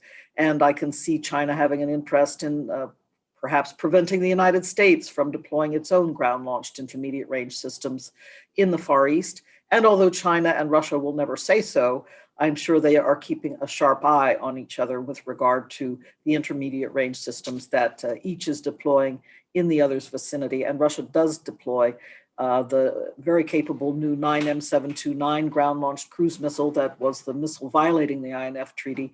They do deploy that in the far eastern regions of the Russian Federation. So I think China could have an interest in that, and that is an area where it could be possible, I think, to achieve some real progress. First with discussions. I don't think it's possible to bring China to the negotiating table immediately, but with discussions about the importance of constraints and restraints in the INF arena, the possible threats of short warning or no warning attacks on critical command and control targets, and the possibility of, as we worried about in the 1980s, decapitating first strikes. So I think all of these things are still relevant today and could be something that would interest, again, the Chinese in early discussions of this matter. Now, the Secretary General also talked about NATO playing a role in developing new rules and standards for emerging technologies. And this is an area where I do think we've fallen down in the arms control, disarmament, and non-proliferation community. I don't think we have our arms totally around the threats of emerging technologies and what implications they may have. I don't believe in cyber arms control. I don't think that we can control cyber software in the same way we controlled over time the hardware of the nuclear weapon systems. But I do think that there are ways that we should be continuing to press forward to establish normative principles, rules of the road, confidence building measures, and cooperation on things like a warning of attack and attack assessment.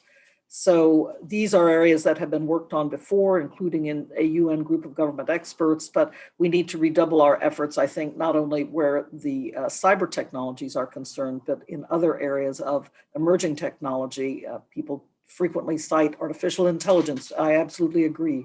I don't understand myself what the further implications of deploying artificial intelligence will be for the stability of the nuclear balance, and we must pay attention to this going forward. So for all you young researchers out there, I particularly hope that you will help us older researchers to think through these problems and to understand what we need to do to try to steer and restrain some of these emerging technologies in a beneficial way. Now, Steve and I also came at the end of our paper to looking at additional areas for NATO work. This is an arena that I've already touched on by highlighting the necessity of paying attention to how we restrain emerging technologies, but I think emerging technologies can also help us going forward. I'm very, very mindful of the spread of ubiquitous sensing. I will give the example of the many now constellations of satellites that are doing Earth sensing and Earth imaging, many of them launched by commercial satellite network providers. And I do think that this is an area that, again, we should be looking at very carefully. National technical means have traditionally played a big part in arms control treaties and agreements. Non-interference with national technical means is well understood as a necessary aspect of bilateral agreements between Moscow and Washington. I always say that non-interference with NTM was one of the easiest parts of the New START treaty to negotiate, because both we and the Russians understand that it is an important way to avoid on-site inspection. If you don't want foreign inspectors tramping around your nuclear facilities all the time, then you allow the remote sensing to do the job instead, the national technical means. And now I think we have some opportunities to really look seriously at refreshing the notion of national technical means and what it means to have more coverage of the Earth on a daily basis. Some say that within a short time, the surface of the Earth will be photographed on a 24/7 basis. And so this is an important thing to bear in mind as we look to the future and how we work with other countries who also may be a bit nervous about on-site inspection. And again, I think China is a great example of this. So how can NATO help in this? NATO, of course, has been doing a lot of work in its own in a military setting to think about the implications of new technologies. And so new ideas for ADM monitoring and verification, I think, would be very welcome coming from NATO discussions. We also pick out contributing to thinking on arms control in outer space. NATO has recently declared outer space a domain of operations, so NATO is more focused in this area as well. And certainly, as the United States, NATO member that has said it's going to re-strengthen now the transatlantic relationship, renew the transatlantic bond. I think having the notion of restraint in outer space added to some of the discussions around the NATO table can help to steer and illuminate this issue in Washington as well. So as Steve and I conclude in our paper, despite the tough time that it has been for ADN, for arms control, disarmament, and non-proliferation, I think at the moment it's also a hopeful time, and we should be in the NATO context thinking about how NATO can help to advance this agenda. I will say, and I said it yesterday, I think there is a rather urgent goal for NATO, and that is to think seriously about, and this did not appear in the paper, so I'm just saying it as an addition for our discussion, that it is high time that NATO thinks seriously about how it may have to participate in monitoring and verification of direct limits on warheads.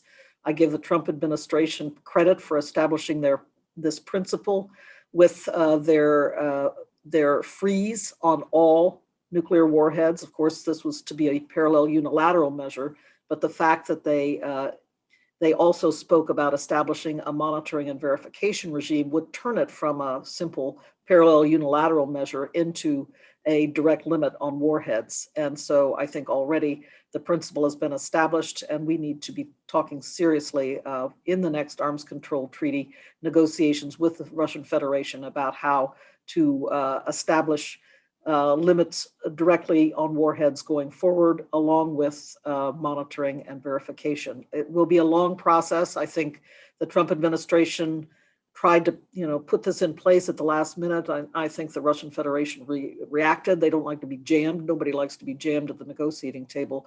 But I do think having this 5 years now with New START extension gives us an opportunity to develop the very complex and serious measures that will be required to monitor and verify warheads in these very sensitive facilities in both the Russian Federation and the United States, and also among NATO allied territories as well.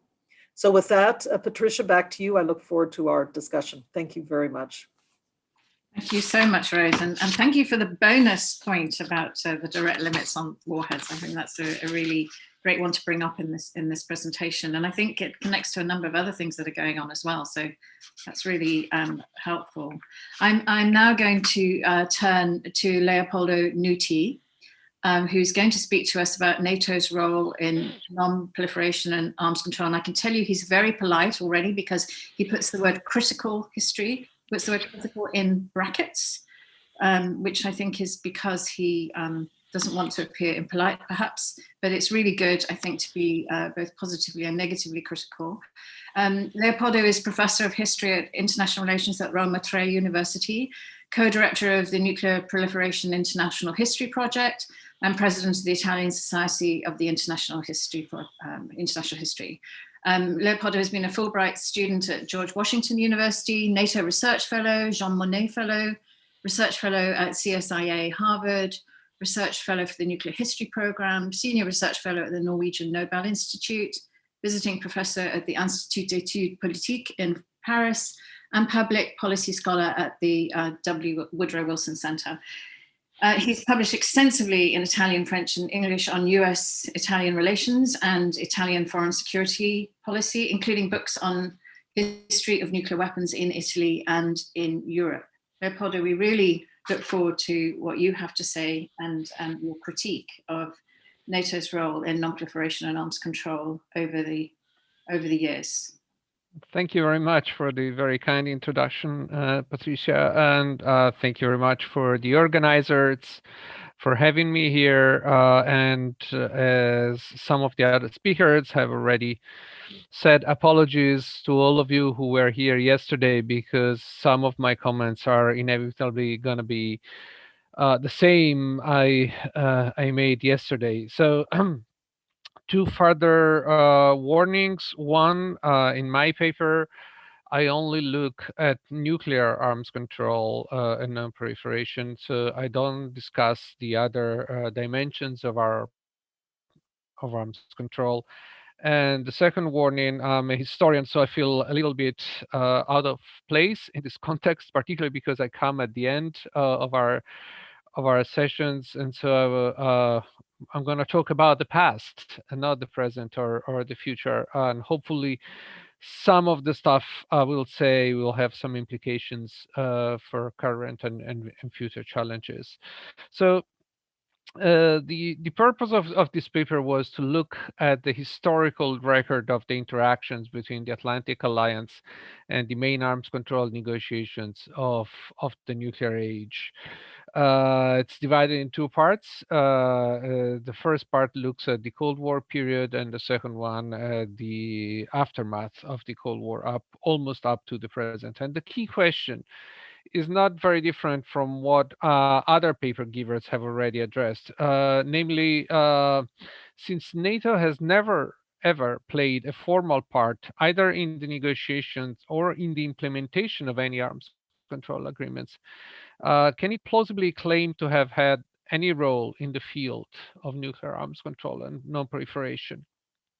And if it did have a role, what was it? And what might it be now and in the future? What was the overall contribution of the alliance to the stability of the global nuclear order during and after the Cold War? And the answer I give to this question is a somewhat qualified yes. As I said yesterday, it's a problematic yes. As my paper hopefully makes clear, NATO has indeed been involved in shaping a number of arms control decisions, but the historical record is mixed, given the limited weight that NATO has had on some of these issues. I will not look at all the historical case studies in detail.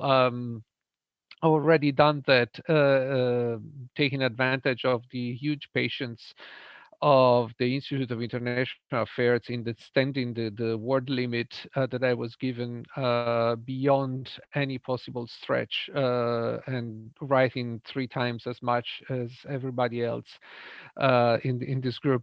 So you can have a look at the paper on the website and see all the historical case studies there discussed in detail. But let me explain as briefly as I can some of the key findings of this, and then I will jump to my conclusions. In the first part of the paper, I spent what some may think it's too much time and space on focusing and explaining why NATO assumed a nuclear identity. And I think this is still important today if we need to understand why this identity is still so important for the alliance. And in order to understand NATO's behavior in the field of arms control and non-proliferation, one must try to come to terms with what are, where and still are the causes of NATO's nuclear addiction. This is particularly important, I think, because until the 1960s, the end of the 60s, for the first 2 decades of NATO's existence, the most important thing for the alliance was not how to restrain the diffusion of nuclear weapons, but was to how to bolster the alliance credibility and to make sure that its members had a role, even it's a small one, in shaping its nuclear policy. So the reversal of the late 1960s and the drafting and acceptance of the NPT implied for NATO some kind of an existential revolution. NATO had to learn how to live with a number of unexpected and somewhat unpleasant realities. Which were the fact that the US had decided that they had to come to terms with the risk of an uncontrolled diffusion of nuclear weapons across the world, which in turn implied the need to define norms to contain this diffusion, even at the detriment of the European members of Alliance's own ambitions. And 2, the fact that the US had to acknowledge that strategic parity with the Soviet Union had become a fact of life, with all the consequences that this implied for NATO's grand strategy. So the NPT basically implied a major paradigm shift for the alliance, which required a lot of efforts to convince the allies that such a paradigm shift was inevitable and to persuade them to accept its logic. It also required that the US had to take into account at least some of the allies' requests to bring them on board. So the discussions that took place in the North Atlantic Council at the time of the making of the NPT provided a pattern of tight consultations and gradual adjustments, which became somewhat of the standard procedure for the future arms control discussions of the next 20 years. And this led to a mixed record of success and problems, if you want. The pattern that was established during the debate on the NPT was repeated throughout the 70s and the 80s for SALT 1, for SALT 2, for the huge controversies of the Euromissile crisis. But it's difficult to come up with a one-sided conclusion, if you want. If you ask yourselves, how much weight did the Allies carry in shaping the US negotiating positions?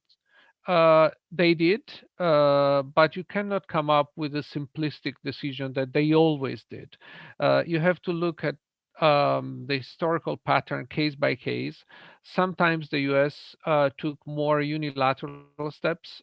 Sometimes the alliance was useful in crafting the US position, but the extent of the US consultation should always be treated with great care, paying a lot of attention to the historical details. Some of the key decisions of the 1980s, for instance, so the US going ahead with the allies in tow, accepting what the US position has been. Sometimes there was much more consultation, and the US position was crafted taking into account what the allies were saying. The best example here is clearly the 1979 dual track decision.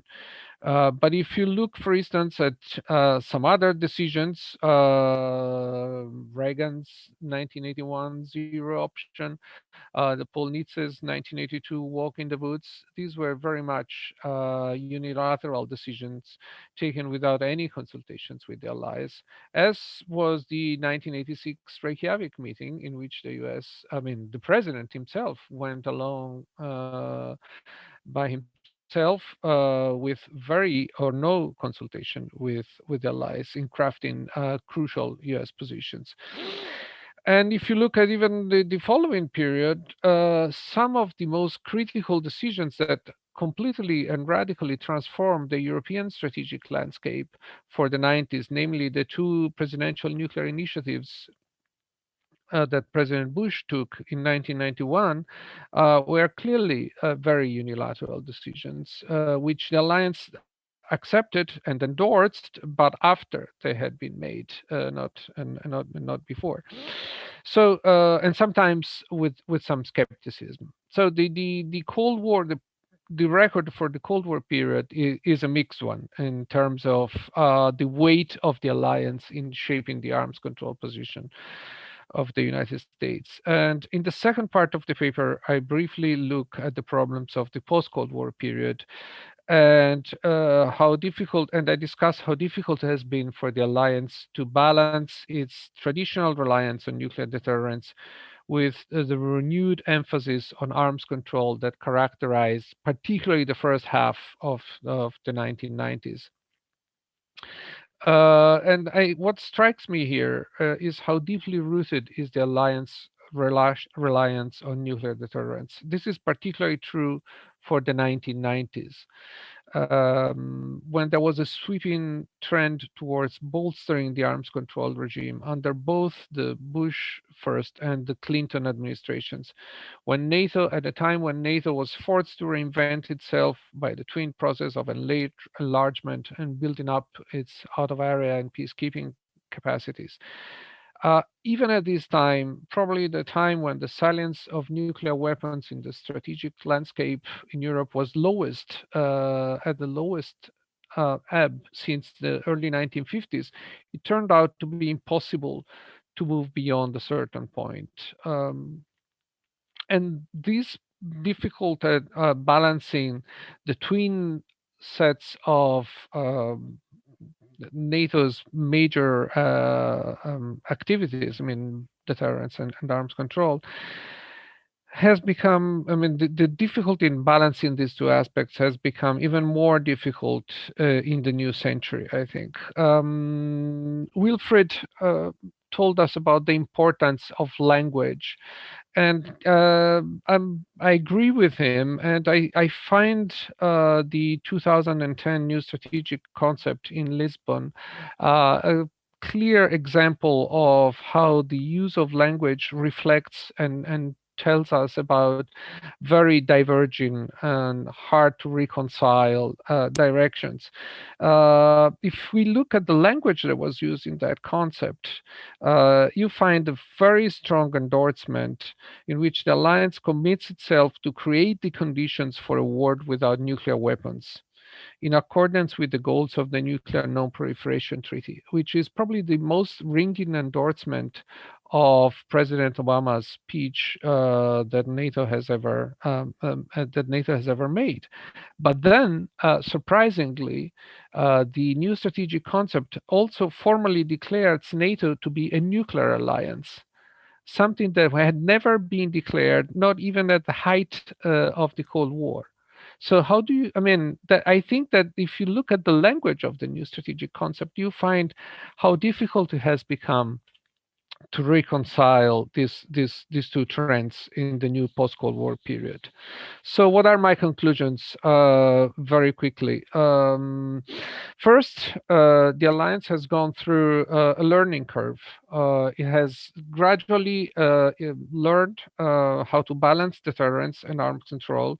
It has learned that the two aspects should not be seen as contradictory, but they have to live side by side. But at the same time, this has been a difficult and very smooth and not particularly smooth process. Second conclusion, to answer the key question that I was asked to address, did NATO play a role? Yes, it did. By forging consensus among the allies, NATO played a role in shaping the global nuclear order. By its very existence, I would be tempted to say, NATO has played a role in strengthening the non-proliferation regime by restraining the nuclear impulses of some European countries. This second conclusion needs two additional qualifications. The first is this: consensus does not mean a consensus among equals. It's a consensus among non-equals in which one member is more equal than the other ones, and it helps forging and shaping that consensus by playing a hegemonic role.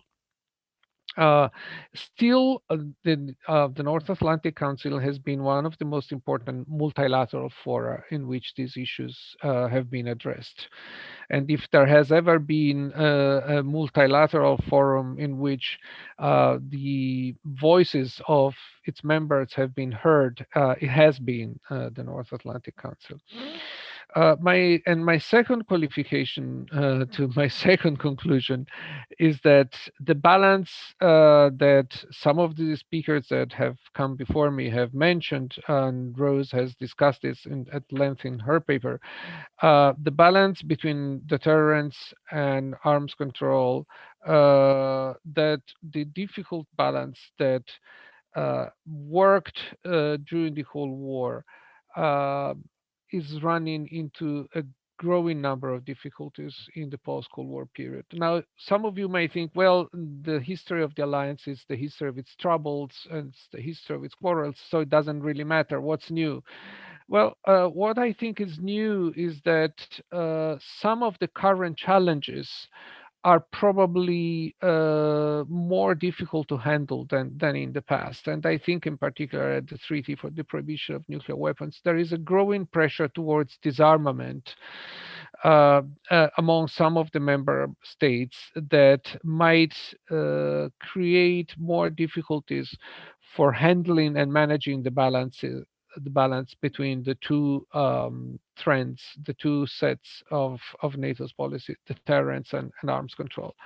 And my final and last point is that when we look at the history of the alliance and the history of its reliance on nuclear deterrence, I think it's inevitable to come to the conclusion that for the time being, nuclear deterrence has become a permanent feature of the alliance strategic identity. And this creates clearly a problem for any future steps in the field of arms control and non-proliferation, because this identity as a nuclear alliance will come under will be increasingly questioned by the states that support the treaty for the ban treaty for the proliferation, the treaty for the prevention of nuclear weapons. Thank you. Thank you very much, Leopoldo.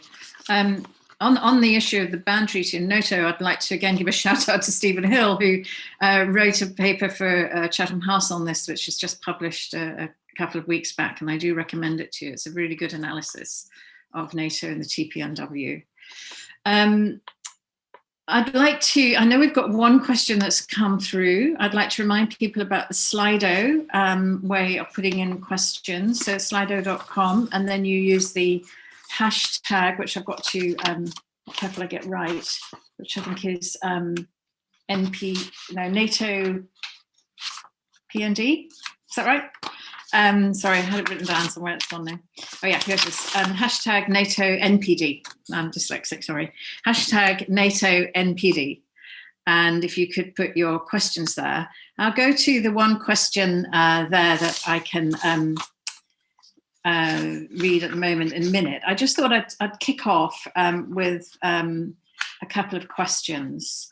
One is, Rose, you were talking about this, bringing in the issues of cyber and space and new tech, etc. And I'm quite taken with the approach in the cyber realm and the space realm now, with the emphasis on responsible behavior.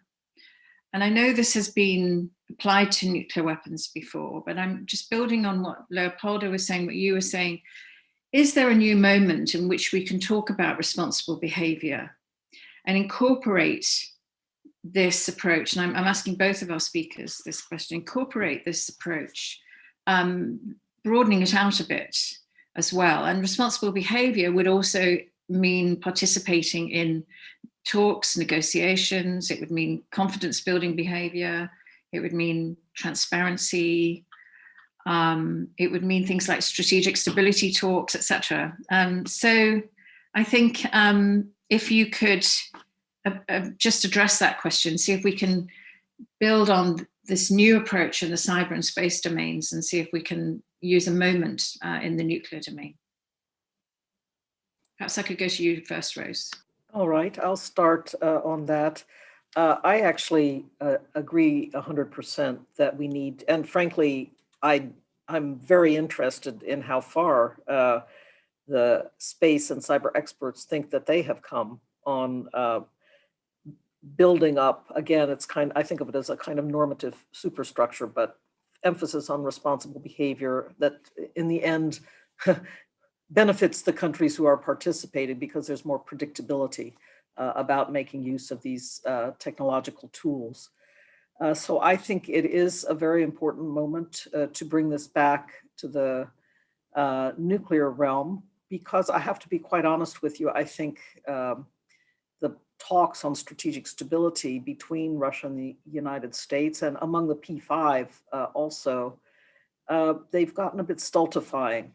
We tend to repeat the same talking points to each other over and over. You hear from the Russians, the developments you have underway in the missile defense realm will undermine our strategic offensive deterrent. The US says, oh no, they won't. We'll tell you why. And the arguments just go around and around in circles. So I think it is time to start talking with each other. And that's why I'm urging, as Moscow and Washington think about new strategic stability talks, that some of these more difficult topics be brought to the table, like what is going on with cyber attacks that could affect national command authorities and therefore link back directly to the reliability.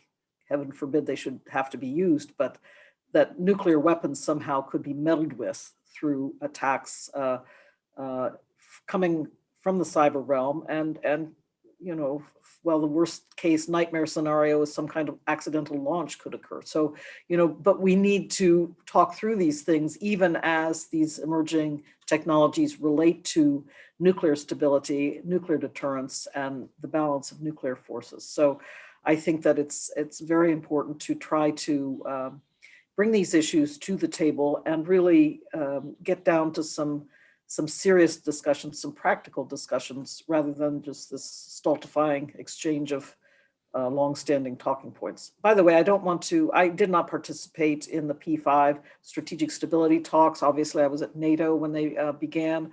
I do give the Chinese credit for supporting the addition of that set of issues to the P5 agenda and for promulgating it while they were in the chair of the P5. Of course, the UK has done so all along.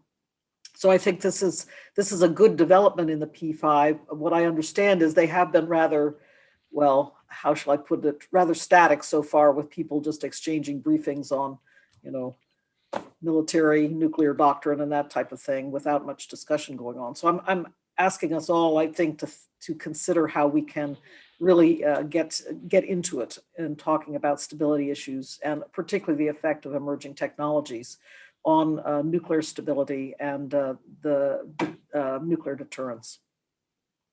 Yeah, I mean, how to break up, speeches is the holy grail of diplomacy, Rose. I think you know better than anyone about that. Leopoldo.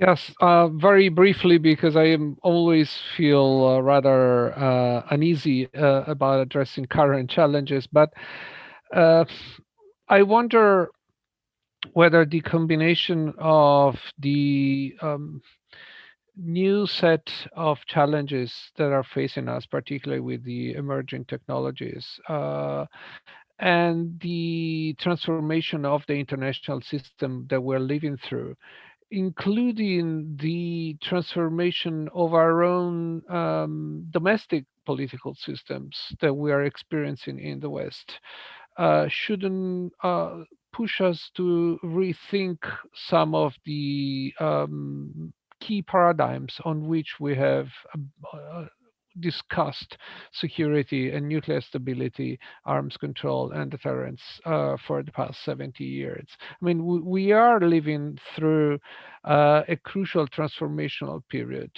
and maybe we should push ourselves to think even more out of the box and challenge some of the main tenets of the strategic thinking about the nuclear age that we've been living through for the past 70 years.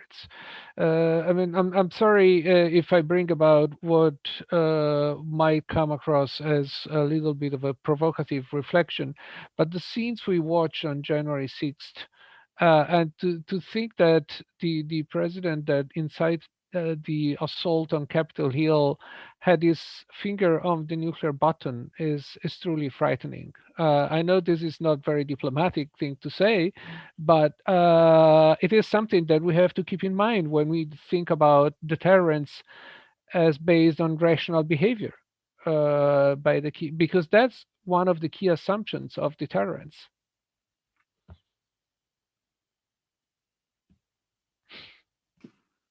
On that really chilling note, I mean, I think it's the what could possibly go wrong moment. And I think, the issue of COVID-19 has also demonstrated how preparedness, how resilience has to be factored into all of our decision making, and no less than in nuclear weapons.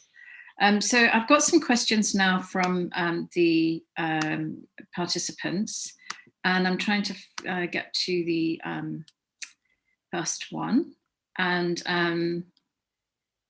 that is from Klaus de Rijk, is how to debate missile defense in new arms control regimes. And coupled with that is, what do you think about the recent Russian proposals about a moratorium? So I'm going to turn to Rose for that question and see how you would frame, how do we think about framing the Russian proposal now in this decision to extend New START? May I ask, is this the proposal with regard to the moratorium on intermediate range nuclear forces, or is there some new moratorium that I'm not aware of? Yes, I think it must be the moratorium on missile deployment. Yes. Under the, it was one of those things, as I understood it, to help out discussions about extending New START. But I guess, does it still hold? Is it part of a bigger picture that we could perhaps build on? Does it link into the INF and the possibility of China? Well, I'm rather positive about the evolved proposal that President Putin put on the table in October of 2020.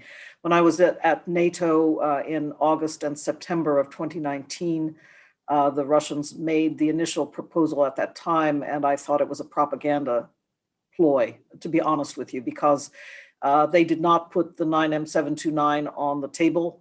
That is the missile that is of great concern to all NATO allies because it violates the INF Treaty. It's the reason why NATO agreed with the United States withdrawing from the treaty with some regret, in fact, great regret. But the proposal that was put on the table would have essentially prevented the US from deploying any counterweight missiles in Europe.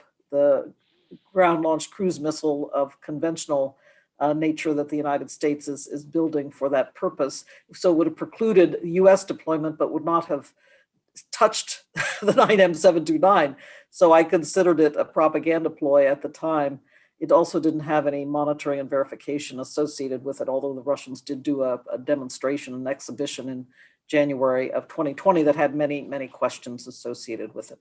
So to make a long story short, when the, I call it the evolved proposal of 2020 appeared, I was quite interested in it because of two major factors. First, the Russians did include the 9M729 in the proposal, that they would not deploy this system in European Russia, west of the Urals.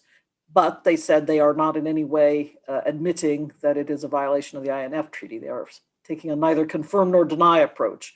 But they are confirming first that they would not deploy that missile west of the Urals. And furthermore, they have said now that monitoring and verification in all of Europe, including all of European Russia, should be and can be part of the deal. So to me, this is something interesting to look at. I talked in our opening remarks about the need now to consider what we do to constrain missiles in this range now that the INF Treaty has gone away.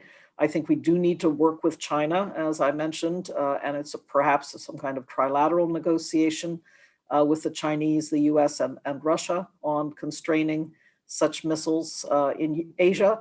And then I think it's well worth taking a good hard look at this moratorium offer by the Russians and seeing what can be made of it.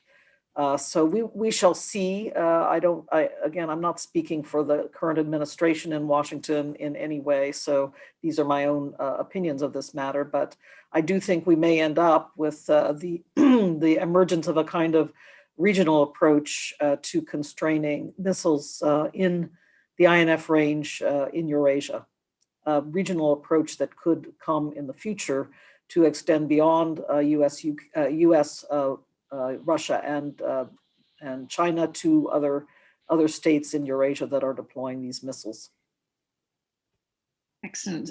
Rather than direct that to Leopoldo, I'm going to ask you another question, Leopoldo. It's come from Tom Sauer, which is about NATO's identity. It's specifically for you to address. Can NATO survive without extended nuclear deterrence? You referred, of course, to the 2010 Lisbon statement, and I was just wondering, along with Tom, whether characterizing NATO as a nuclear alliance was something that they may come to regret in the longer run.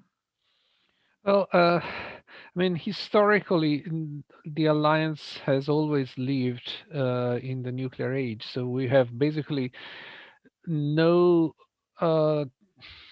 precedent to go back to discuss whether NATO has ever had a period in its existence when it wasn't a nuclear alliance, which is why the issues become so difficult. I mean, you may argue that for the first couple of years of its existence in 1949, 1950, 51, the importance of nuclear weapons was not as crucial to the defense identity of the alliance as it would become after 1953 with the Eisenhower administration.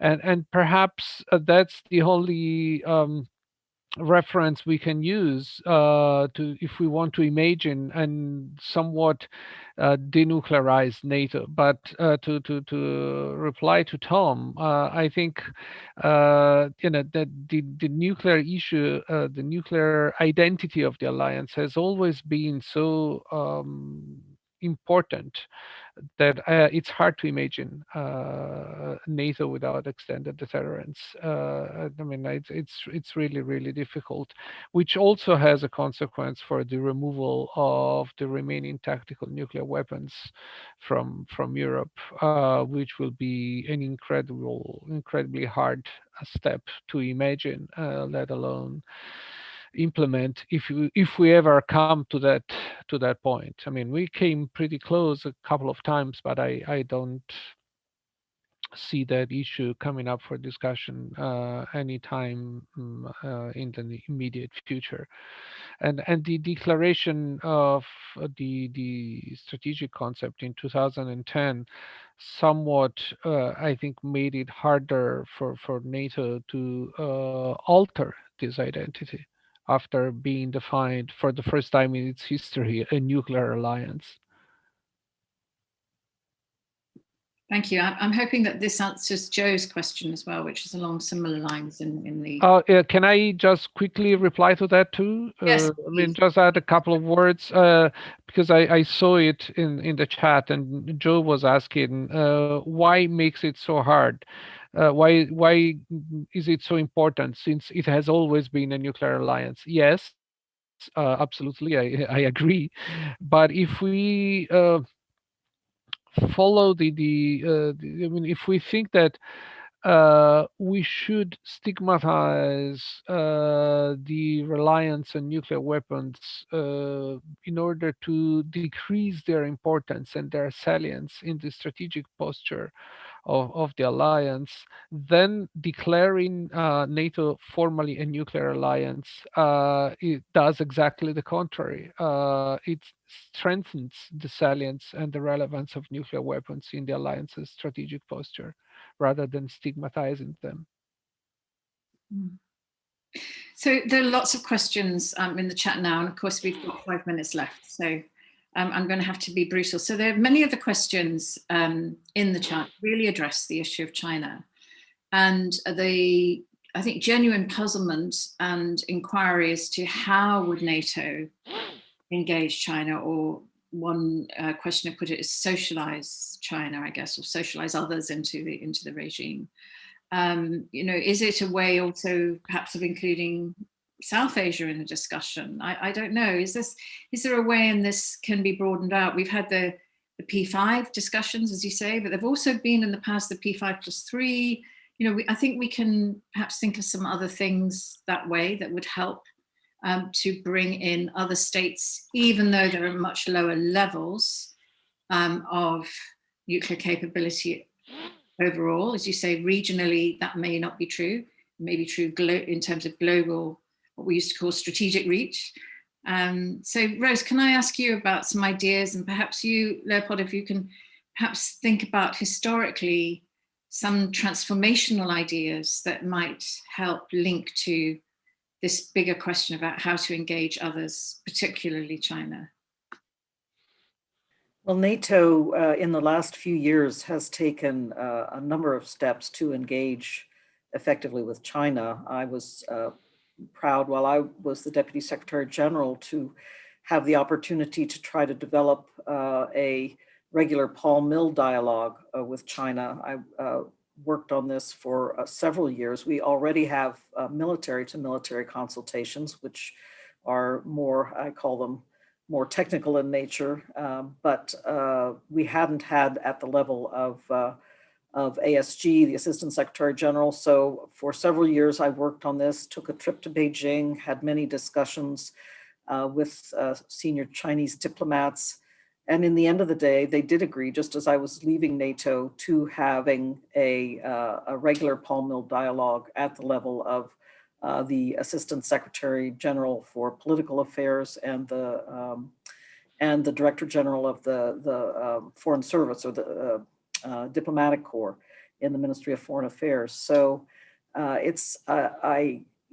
sorry that I haven't been able to see kind of the fruit of my labors, but I do understand from talking to colleagues at NATO that they have now developed a regular discussion with the Chinese, including on issues related to disarmament, arms control, non-proliferation. It's one of the topics on the agenda. So I do think that NATO can play a role going forward in discussion. And I want to stress once again, I think the mistake the Trump administration made was to try to drive the Chinese to the negotiating table too early, before they had had a chance to think through where their interests lie in negotiated restraint on nuclear weapons, on their nuclear weapons, and on their missile forces. So I think now let us think about discussions. And here I think NATO can play a role in talking about the history I mentioned a moment ago, and talking about what led to the dual track decision in 1979, the outcome afterwards, the stabilizing effect of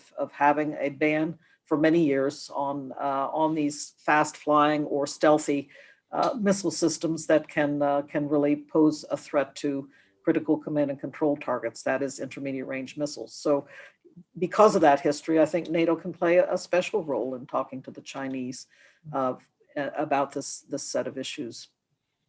The P5 is an interesting question. We did have some meetings in the setting of what we call the P5 Plus to talk about breaking the logjam on a fissile material cutoff treaty in the Conference on Disarmament. Those talks took place about 10 years ago, and we had several sessions with the Indians and Pakistanis at the table. They didn't produce the desired result, but there is a small precedent that has been set.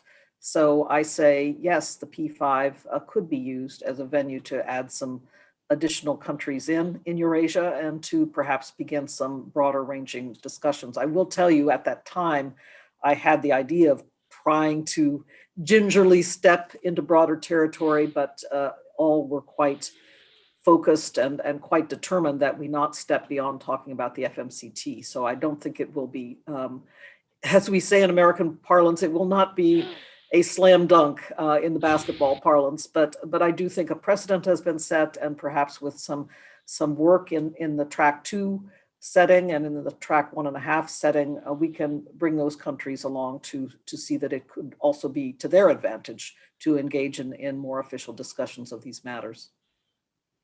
Thanks, Rose. Leopold, did you have anything to? Just very briefly, I mean, I agree with Rose, of course, that what has been done is extremely important, and that this should be continued and strengthened as much as possible.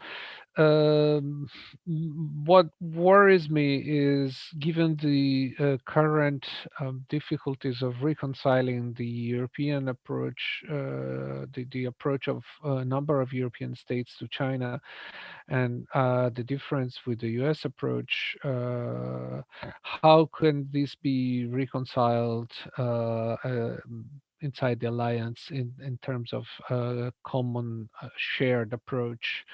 So yeah, it's definitely important that NATO tries to play a role in engaging China at all possible levels. In terms of crafting a shared approach, which is shared by all the European allies, this, I think, will probably be more difficult to achieve. Well, thank you very much indeed. So I think that brings us to the end of the session. Is that right, Frederica?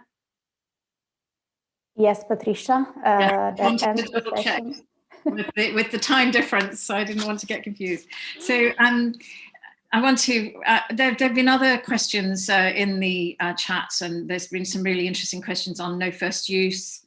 I haven't brought that into the discussion, but it's there. I think the terms like umbrella, sole purpose, and so on, which I think are really important discussions. So I'm really sorry we couldn't get to all of the questions, but you should always leave people wanting more, in my view.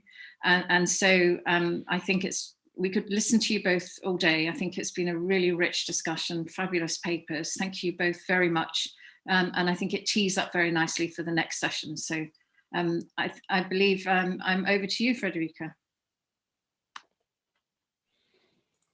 Thank you very much, Patricia, and thank you to all the speakers and for the wonderful job moderating the session and for the great discussion. Well, welcome everyone to the third and last session of today's meeting, current challenges of arms control, non-proliferation, the role of NATO and the way forward. My name is Federica Dell'Arche and I'm the non-proliferation and disarmament researcher at the Istituto Affari Internazionali. I am also one of the organizers of today's event, together with the head of the multilateralism and governance program at Torre Greco, the head of the defense program, Alessandro Marrone, as well as my colleagues Carolina Muti, Ottavia Credi, and Francesca Paganucci, who you don't see, but they have done an incredible job organizing this. So I really just want to give them a shout out for the support and the cooperation in these past months. I also want to thank the speakers, of course, for joining us, and a special thank to the Italian Ministry of Foreign Affairs for supporting this initiative and making this possible. I am beyond honored to introduce you the panelists today of this panel, who have been lucky enough to actually personally meet during the course of my academic and professional career, and with whom I had conversations that really helped me shape my ideas and views in this field. So I have no doubts that their remarks will be extremely enriching to the audience today. Our first speaker will be Professor Eric Terzuolo, former US diplomat working on international security, policy, and transatlantic relations. Also former amazing professor of geopolitics, and I can testify to that to the University of Roma Tre, and currently professor at the American University School of International Services. During his career, he has also taught at the George Washington University, the Foreign Service Institute, among other institutions in the US and in Europe. He is the author of the publication NATO and Weapons of Mass Destruction, Regional Alliance and Global Threats, among other publications. Our second speaker for today will be Ambassador Alexander Kment, the Director of the Disarmament, Arms Control and Non-Proliferation Department at the Austrian Foreign Ministry and the Nuclear Disarmament Star. He is one of the architects of the initiative on the humanitarian consequences of nuclear weapons, which led, we talked about it before, but which led to the entry into force, of course, of the TPNW in January, on 22nd of January, just a few weeks ago. In 2014, he was responsible for the Vienna Conference on the Humanitarian Impact of Nuclear Weapons, for which he conceived the humanitarian pledge, which was eventually supported by 135 states. For this, he was elected Arms Control Person of the Year in 2014 by the Arms Control Association. He is the author of a book on the humanitarian initiative and the TPNW, which he wrote during his sabbatical year last year as a senior research fellow at King's College London, which is also scheduled to be published in a couple of months, I believe, May 21. And finally, Clara Portela and Lucas Culesa, prolific researchers who have contributed and continue to contribute to the field with thought-provoking publications. Clara is a senior associate analyst at the European Union Institute for Security Studies in Paris. She also holds a PhD. She holds a PhD from the European University Institute in Florence and has an MA at the Free University of Berlin. Her research focuses on EU foreign policy, arms control, disarmament, non-proliferation, and sanctions. She was also the recipient of the 2011 Theseus Award for Promising Research on European Integration. Before joining EU ISS, she was a full-time faculty at the University of Valencia and other institutions. She is the author of several studies for the European Parliament. And finally, Lucas Culesa, who is currently the Deputy Head of Research at the Warsaw-based Polish Institute of International Affairs. His personal research interests include nuclear and conventional deterrence and arms control, NATO, Russia, security policy, and transatlantic relations. Between 2014 and 2019, Luca worked as a research director at the European Leadership Network. Among his recent publications, The Dilemmas of Arms Control, Meeting the Interests of NATO's Northeastern Flank.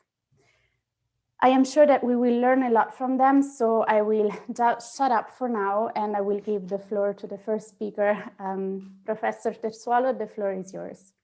Okay, thank you so much, Federica. It's great to be here with you today, at least virtually. You know, the most gratifying thing for teachers is when we see our students succeed, and so it's great to see you here today.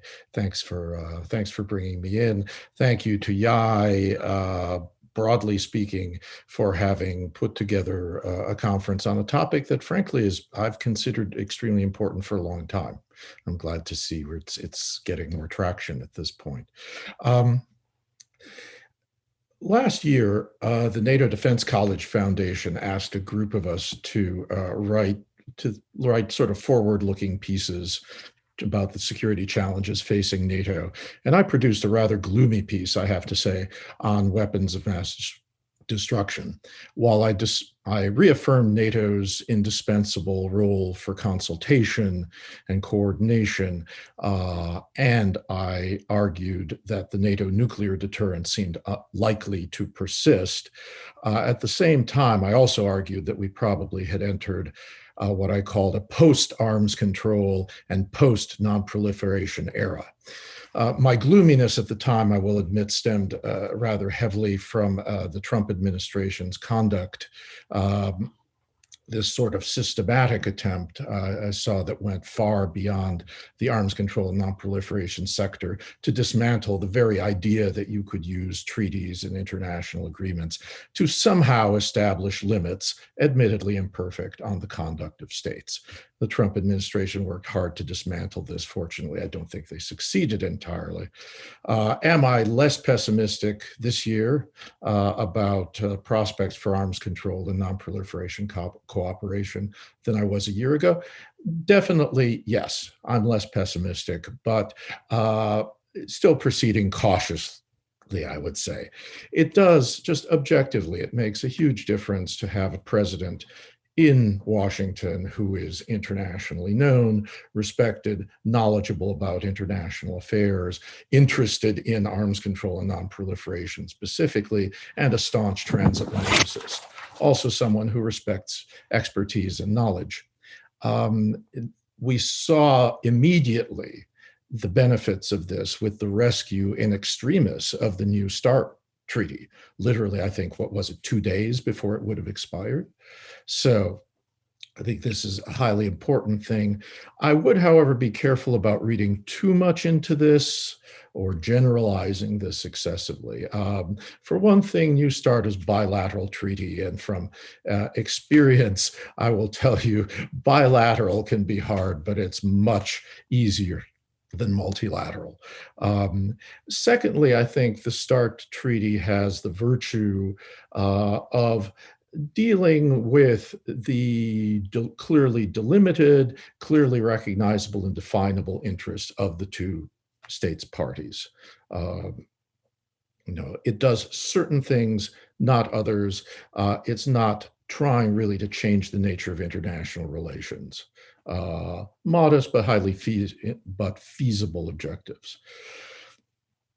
As I was trying to think of what a further arms control agenda might look like in the coming period, I thought I would look sort of outside, if you will, the practitioners community and see what sort of arms control purists, and I say this not in a bad sense, but sort of arms control purists in the NGO world might want us to do. There's a very interesting piece, well worth reading, from my friends at the Arms Control Association in Washington recently, sort of a 5-part agenda for President Biden's first 100 days. Well worth reading, but as those who know me would expect, I'm going to offer a few grains of salt as well. First agenda item would, at this point, mean going beyond the reductions that had been foreseen in the New START treaty. So US-Russia go beyond New START. I would categorize this as desirable, but frankly, very difficult to do at this point.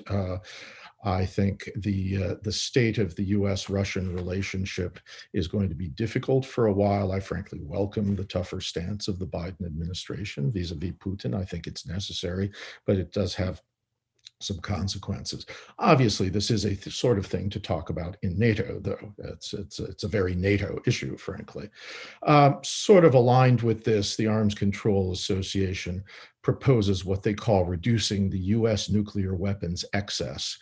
I find it difficult to define. I'm not sure how you define excess exactly in this case, if excess is anything above zero, sort of once you get into some number of weapons, it becomes a difficult military calculus, but also political calculus. I mean, this is something, again, that I think is worth talking about in the NATO setting.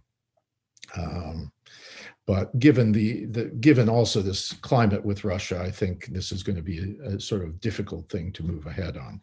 Not surprisingly, Arms Control Association, as I think the rest of us point out, well, it would be great to stabilize the Joint Comprehensive Plan of Action with Iran, and as they put it, to jumpstart denuclearization diplomacy with North Korea. Sorry, again, grains of salt are pouring out here. I think this is all going to be very difficult. There's a lot of blame to go around on this front. Certainly, the Trump administration mishandled both North Korea and Iran in disastrous fashion, and it's going to take some time and a lot of effort to get back from that. I do think, again, these are issues that, however, lend themselves very well to intra-alliance consultation and consideration. Over the recent period, I've been happy to see the European allies increasingly looking toward Asia as well, much more attentive to things in Asia than was the case, 40 plus years ago when I started dealing with these sorts of issues.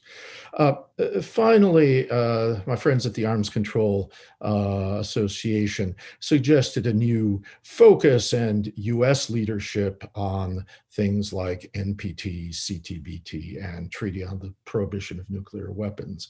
I will agree with them, and I think Steve Hill actually agrees on the point that confrontational approaches on these issues are in fact counterproductive.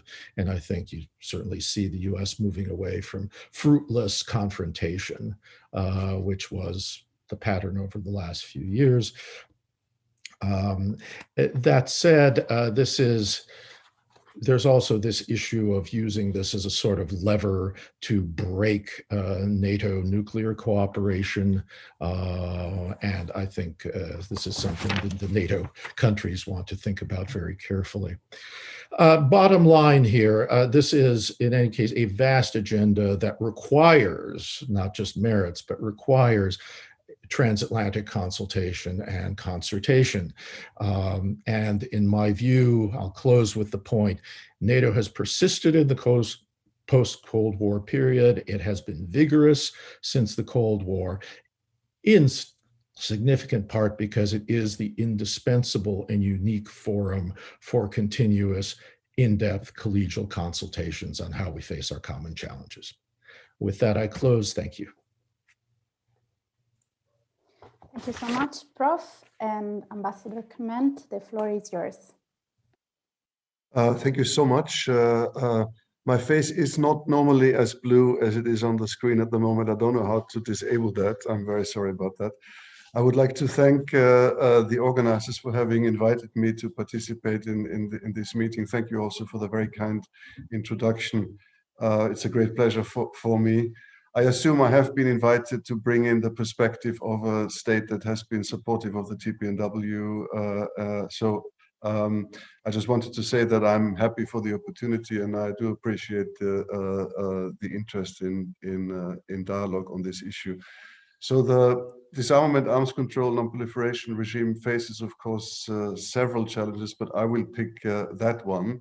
which is the fundamental divergence of views in the international community on the role of nuclear weapons in international security, with one perspective, of course, continuing to insist on the value of nuclear weapons and nuclear deterrence for security and stability, and the other perspective arguing for the urgent need to move away from nuclear weapons due to the unacceptable humanitarian consequences of nuclear weapons explosion and the considerable risks that come with the possession of nuclear weapons and the practice of nuclear deterrence. And the TPNW is, of course, an expression of this this quite fundamental divergence has also resulted in an increased trust and confidence deficit regarding the NPT and its disarmament dimension that we, I think, cannot ignore any longer. And the question asked for this panel, and also something I asked myself a lot, is how can we move forward on this issue? And there the TPNW is now in force, so it's a reality in international law and it's part of the regime. And at the same time, opponents of the TPNW have made their persistent objection to the TPNW very clear. So is it now time to get to a more sustainable and constructive dialogue across the disarmament deterrence divide, and also on the issues, on the rationale on which the TPNW is based? Because one can agree or disagree with the legal dimension of the TPNW, but the findings on the catastrophic consequences of nuclear weapons explosion, and also aspects of nuclear risk, even though it's very difficult to exactly calculate risks, but also risks are based on empirically demonstrable facts, and they should be considered seriously in any cost-benefit analysis regarding nuclear weapons and nuclear deterrence.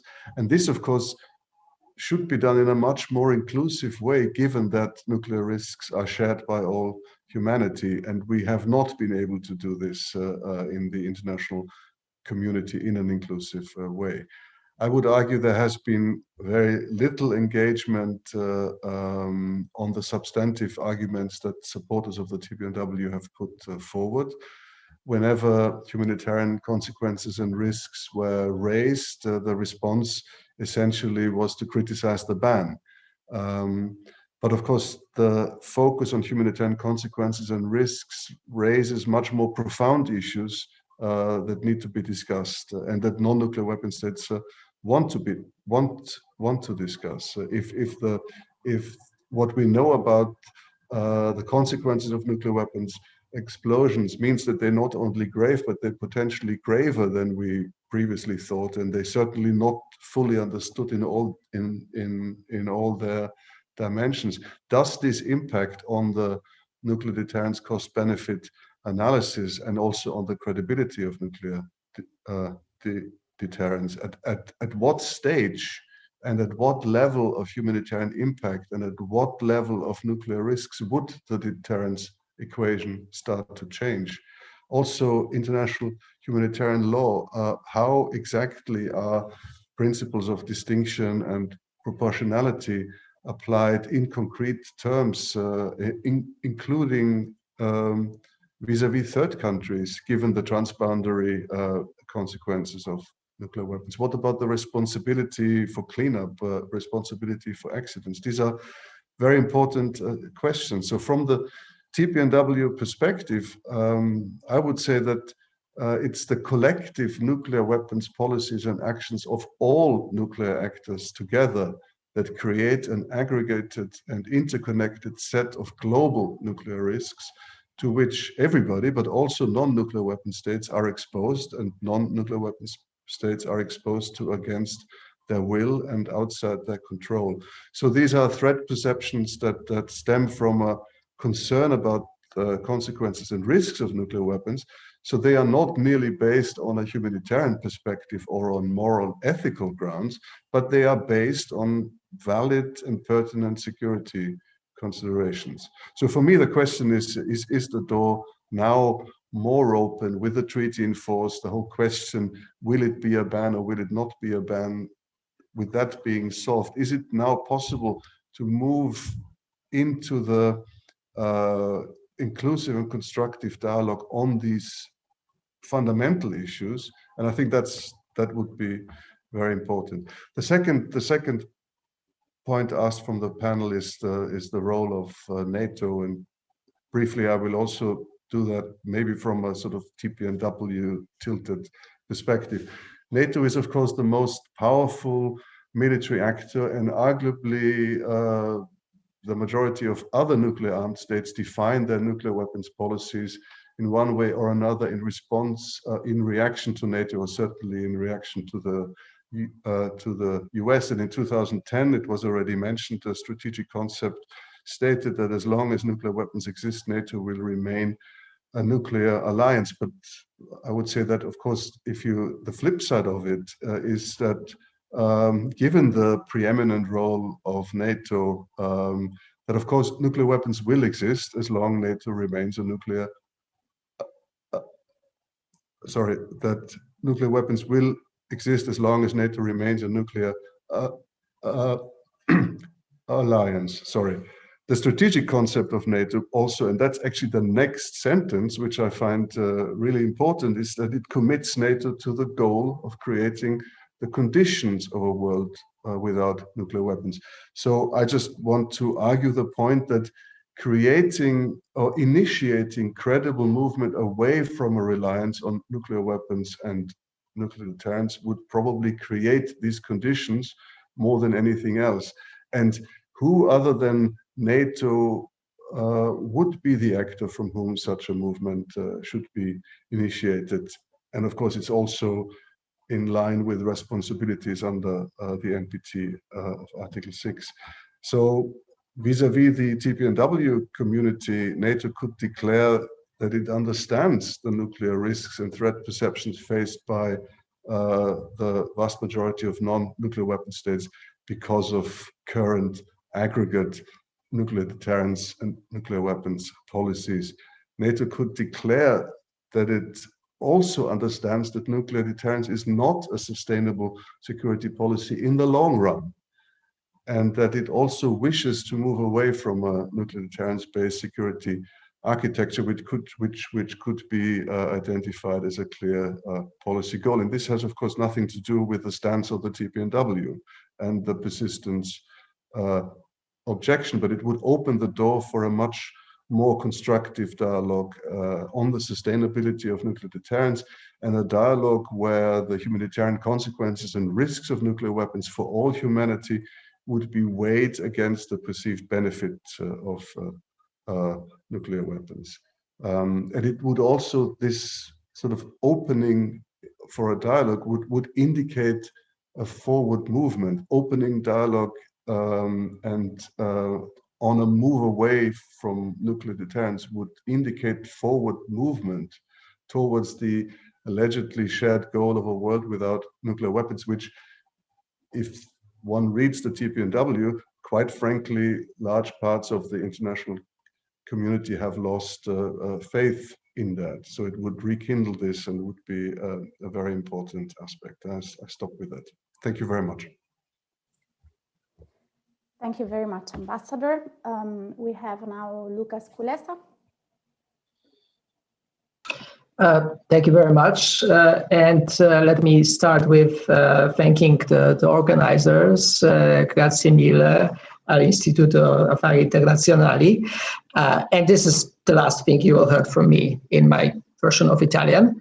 And I would also just like to stress that whatever I'll be saying, it's basically, I'll be speaking in my personal capacity. In terms of defining the challenges, I would like to start with three what I call meta challenges for the alliance. So not the nuclear weapons, not Iran, not DPRK, but a kind of meta challenges for the NATO members.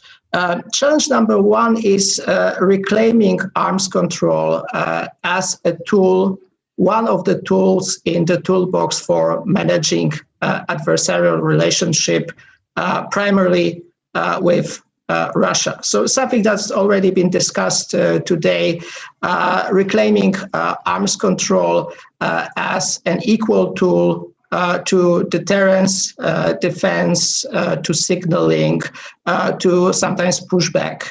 A tool which is not universally, should not be universally used, is not the right tool for every time and every single issue, but in some instances can be an effective instrument for the alliance to use. The second meta challenge is somehow recasting non-proliferation and disarmament as a cooperative endeavor for the whole of international community. This is something that Alexander, I think, talked about.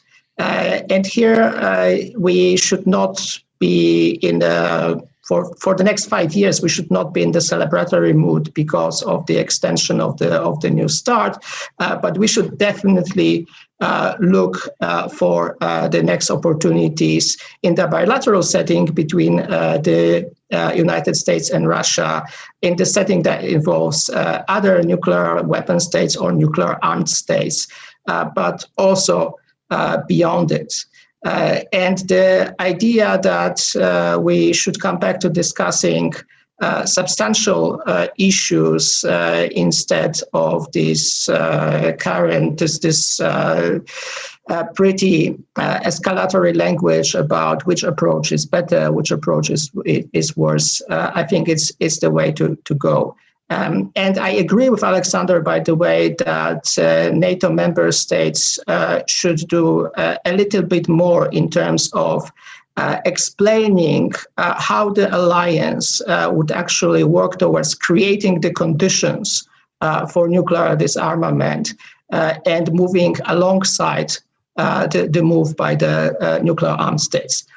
The third meta challenge is, first of all, identifying arms control options for some new technologies, but also, which was part, especially of Rose and Steve's paper, to identify new technologies which can be useful for arms control. These might be two sides of the same coin. Obviously, here is a challenge for NATO because we are also in the business of military innovation and in the business of using both military generated and civilian technologies to gain advantage of the battlefield, to save lives, and yes, to get a better position vis-a-vis some of our adversaries.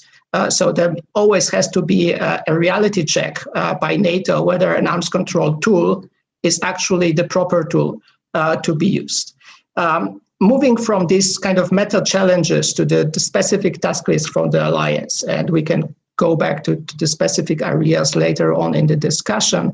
I had a number of proposals. Unfortunately, some of them you have already heard today, so they are not completely new. Starting with something that we didn't really talk about, because the nuclear issues tend to dominate the discussion. So first, the issue of the Open Skies Treaty. So a task is to do what we reasonably can do to preserve the Open Skies Treaty, which right now doesn't really make sense without the United States and without Russia. We are in the situation that the Russians started the entry to their withdrawal procedure, obviously trying to force NATO and the United States especially to move. So there's a question, of course, for the United States, whether it would be possible to come back to the open skies, but there are also some of the pretty serious accusations by the Russians towards NATO as regards data sharing and as regards prohibiting Russian overflights that I think require some response. The second practical point in the agenda is the conventional arms control. And I know everybody is sick and tired of conventional arms control, especially those who saw it vanish piece by piece during the last years. But I would like to suggest that we should start from the side of the demand. So if we are a NATO alliance, we are looking at the Russian military. Which are the capabilities? Which are the parts of the Russian doctrine and the Russian military posture that we considered most destabilizing? And starting from that, which of these could be addressed through arms control mechanism and arms control instrument? Once we make a construct of what we want from a potential conventional arms control posture, that would be an interesting way to begin some kind of conversation, probably not at NATO-Russia Council, but maybe at the OSCE, maybe at the structured dialogue. The third issue, addressing the post-INF situations, and like Rose Gettemiller, I think it would be interesting to have another look at the Russian moratorium 2.0, especially if the Russians are willing to freeze the deployments that are happening, and we would be willing to freeze the deployments that we are not planning at the current point. But there is also a measure. There is also some value in discussing what could be the next legally binding treaty, which would not be the continuation of INF, but it can go in different direction. The fourth issue, definitely NATO as a place to provide a forum in which consultations about the US-Russian strategic dialogue and potentially negotiations of the new arms control treaty can be held. We are all in favor, I think, of New START extension and all in favor of discussions. But if you go into details, then you would have probably a pretty diverse set of expectations from the member states. And the Polish expectations might not be the same as, let's say, Portuguese expectation. The fifth issue, moving from fighting the ban treaty to living with the ban treaty. And I personally, I think the language that NATO has been using a bit too harsh, especially part about the ban treaty being at odds with the NPT and with the verification mechanism.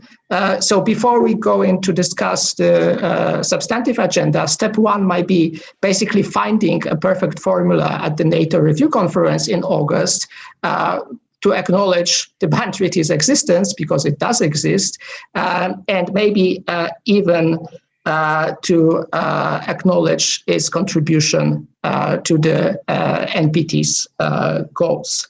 And the last issue on which I don't have a specific recommendation is getting a better understanding of which of the new technologies we can actually subject to arms control. Could it be hypersonic systems? Could be some other categories of AI-enabled, or it could be categories of AI-enabled weapons.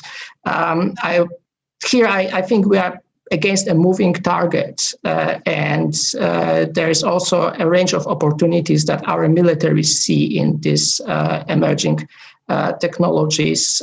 So I will leave you with this. Thank you very much, Lucas.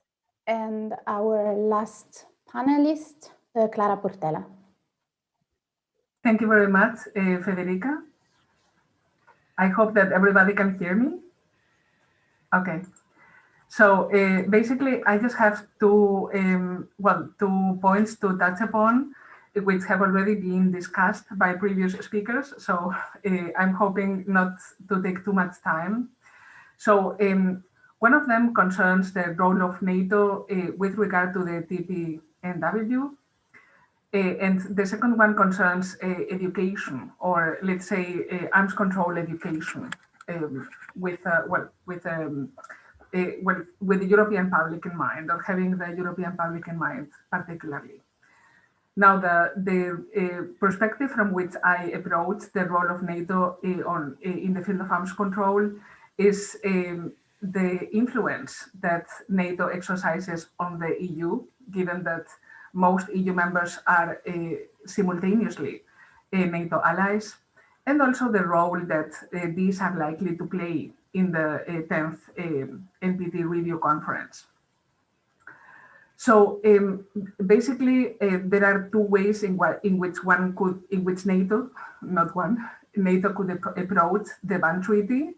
So one of them is to contest the compatibility of the ban treaty with the NPT, which is basically the course of action that has been chosen so far.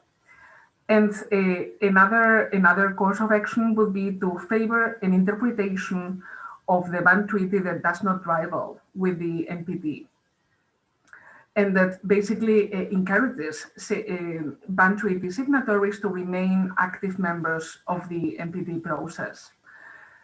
So by relaxing the opposition to the ban treaty, the alliance could promote an interpretation of the treaty that encourages gradual progress towards the elimination of nuclear weapons and that emphasizes the compatibility with the NPT. In turn, relaxing the stance on the ban treaty without supporting it or without expressing any intention to join the treaty would also allow for a more useful division of labor between NATO and the EU. In the context of the 10th review conference next August, the EU could play, or could at least be in a better position to play a bridge building role that basically could contribute to strengthen what has been called the shrinking middle ground of countries that favor a gradualist approach towards nuclear elimination.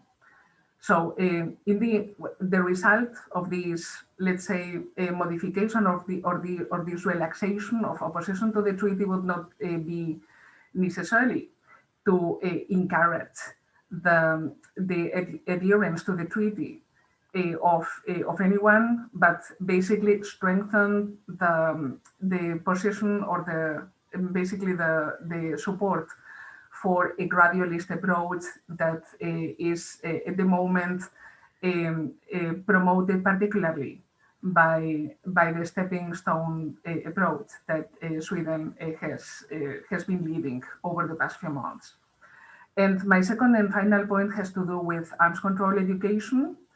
So I have been taking a look just this morning at it's a release, or let's say a brief publication on the New Start that was put online by the State Department, basically trying to debunk myths about New Start, responding to popular criticisms to the treaty.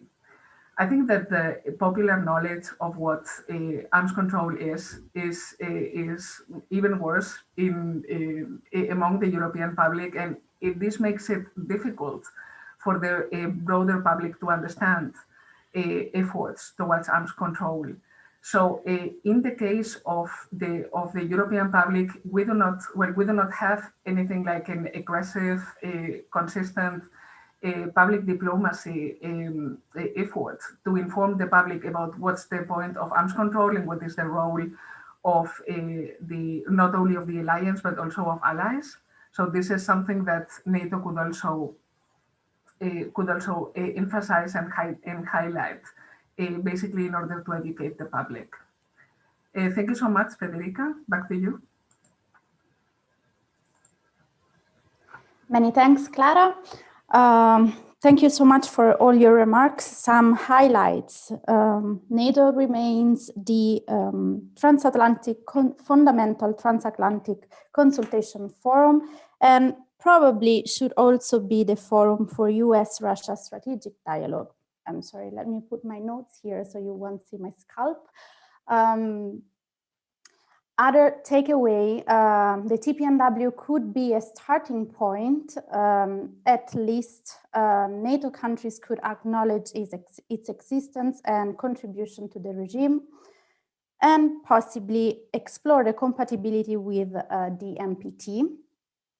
Another point that I thought was particularly interesting was the role that emergent technologies play, and the fact that it's necessary to identify an arms control regime for these emerging technologies, and a more prominent role for the EU.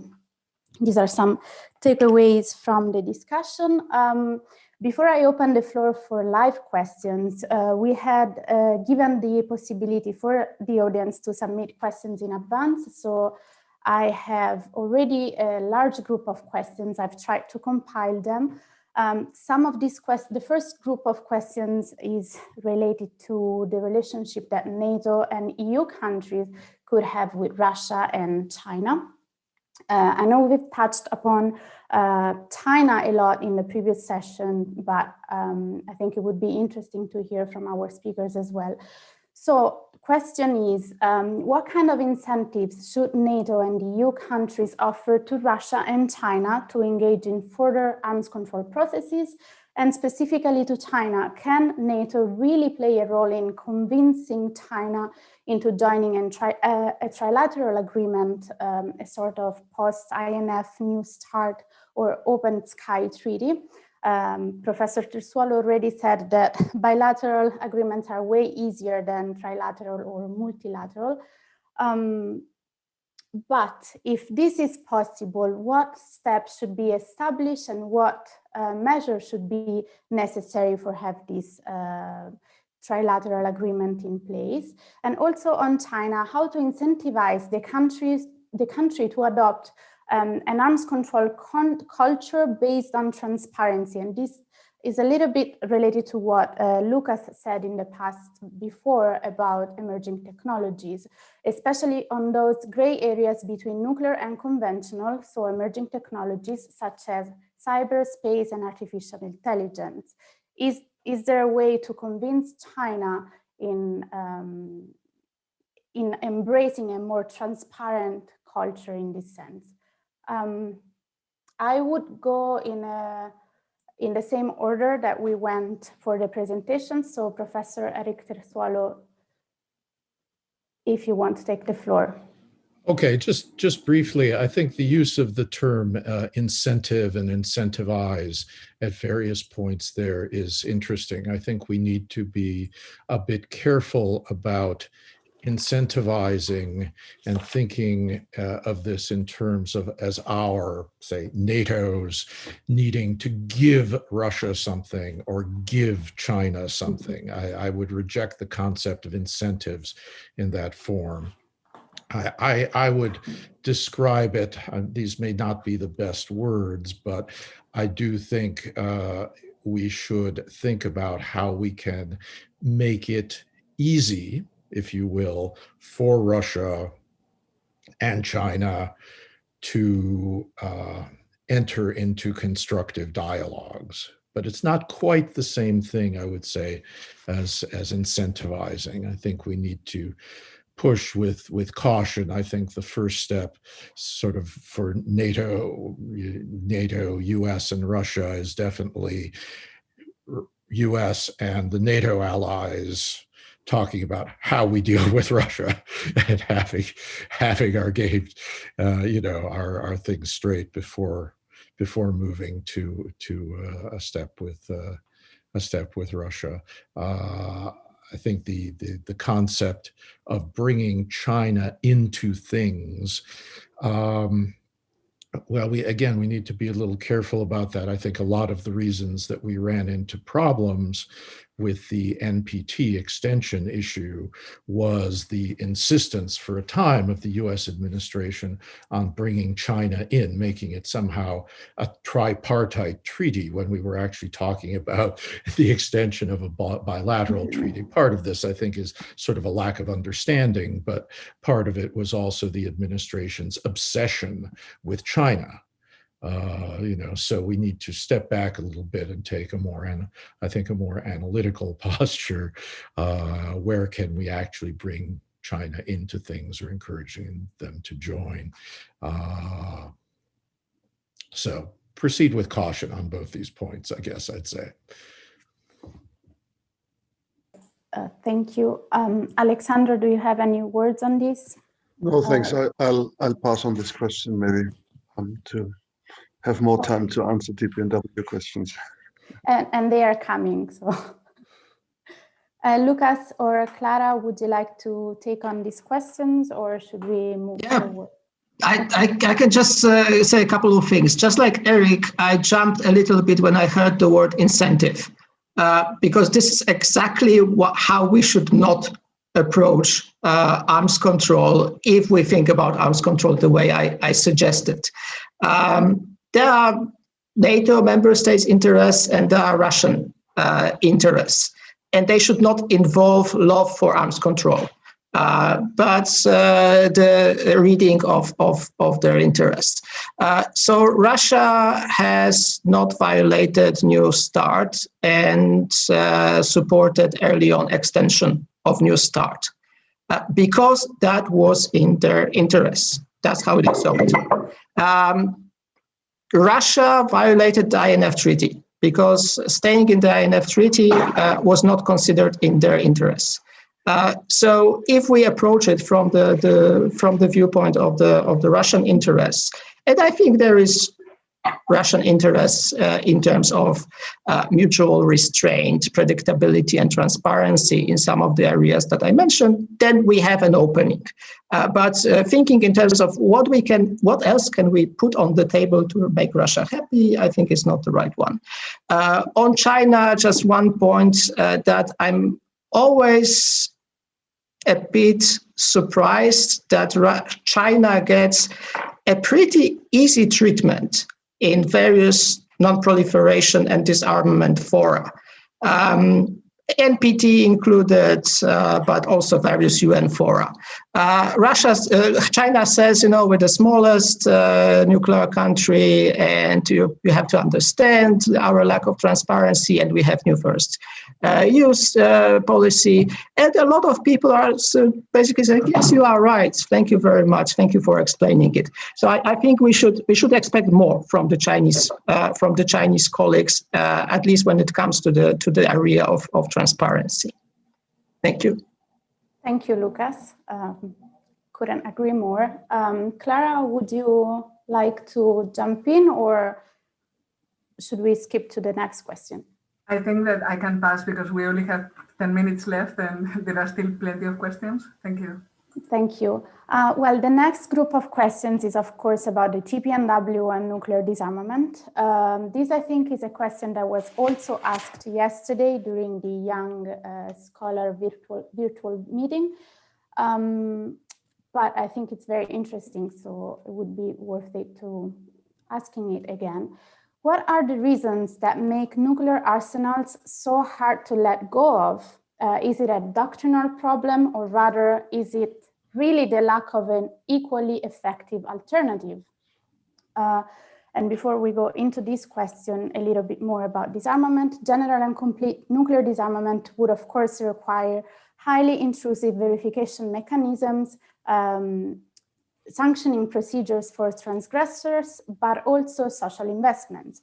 Is it realistic to think that nuclear states would be willing to relinquish their weapons, undergo heavy economic investments, and relinquish a part of their sovereignty to the IAEA or other international organizations, allowing them to carry out extremely intrusive and mandatory verifications? And just in parentheses, we all know that verifications are already in place. And last but not least, how to build a bridge between those countries who are part of NATO and in principle,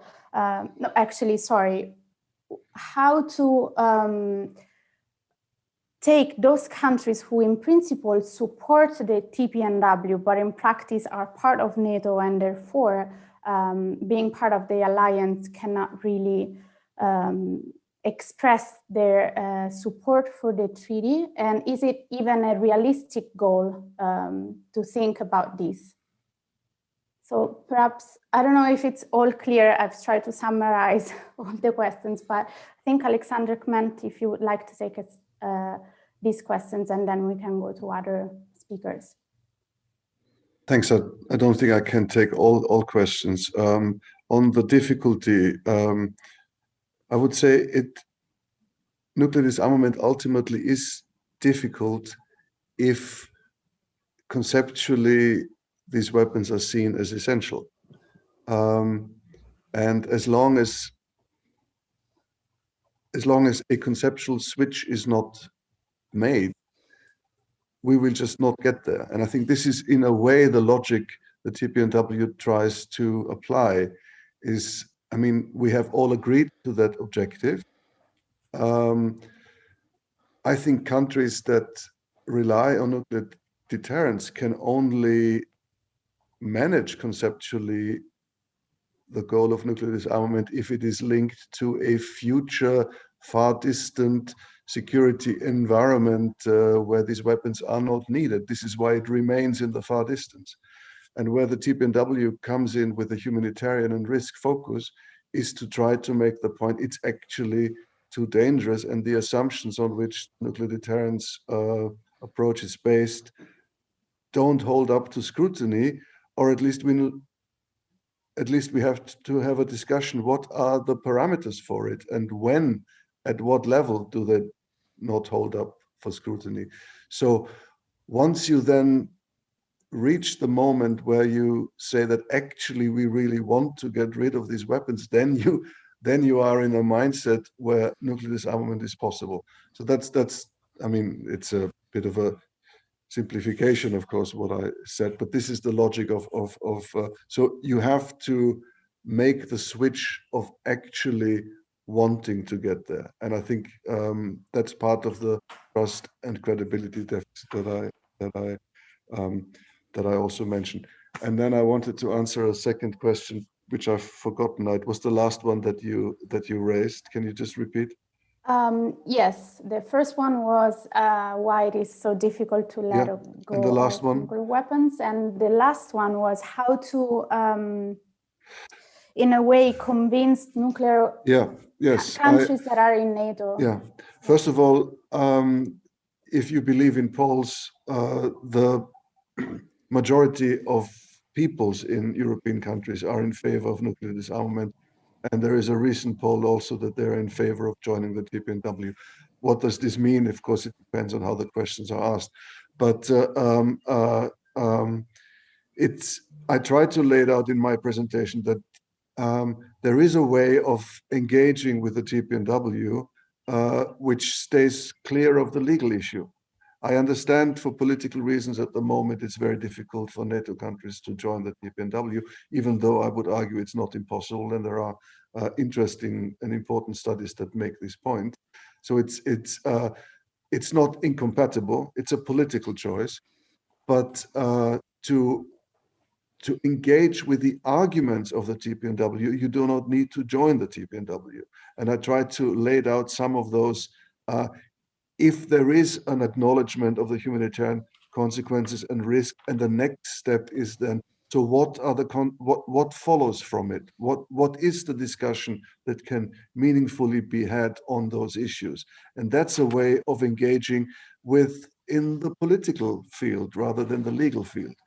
So the TPNW, as far as I'm concerned, has the legal aspect, but it raises a very solid set of arguments. It's been dismissed, and it's been dismissed, in my view, in very unfair terms, rather than continuing with that. And the accusation that the TPNW is not compatible with the NPT, in my view, is a completely outrageous one.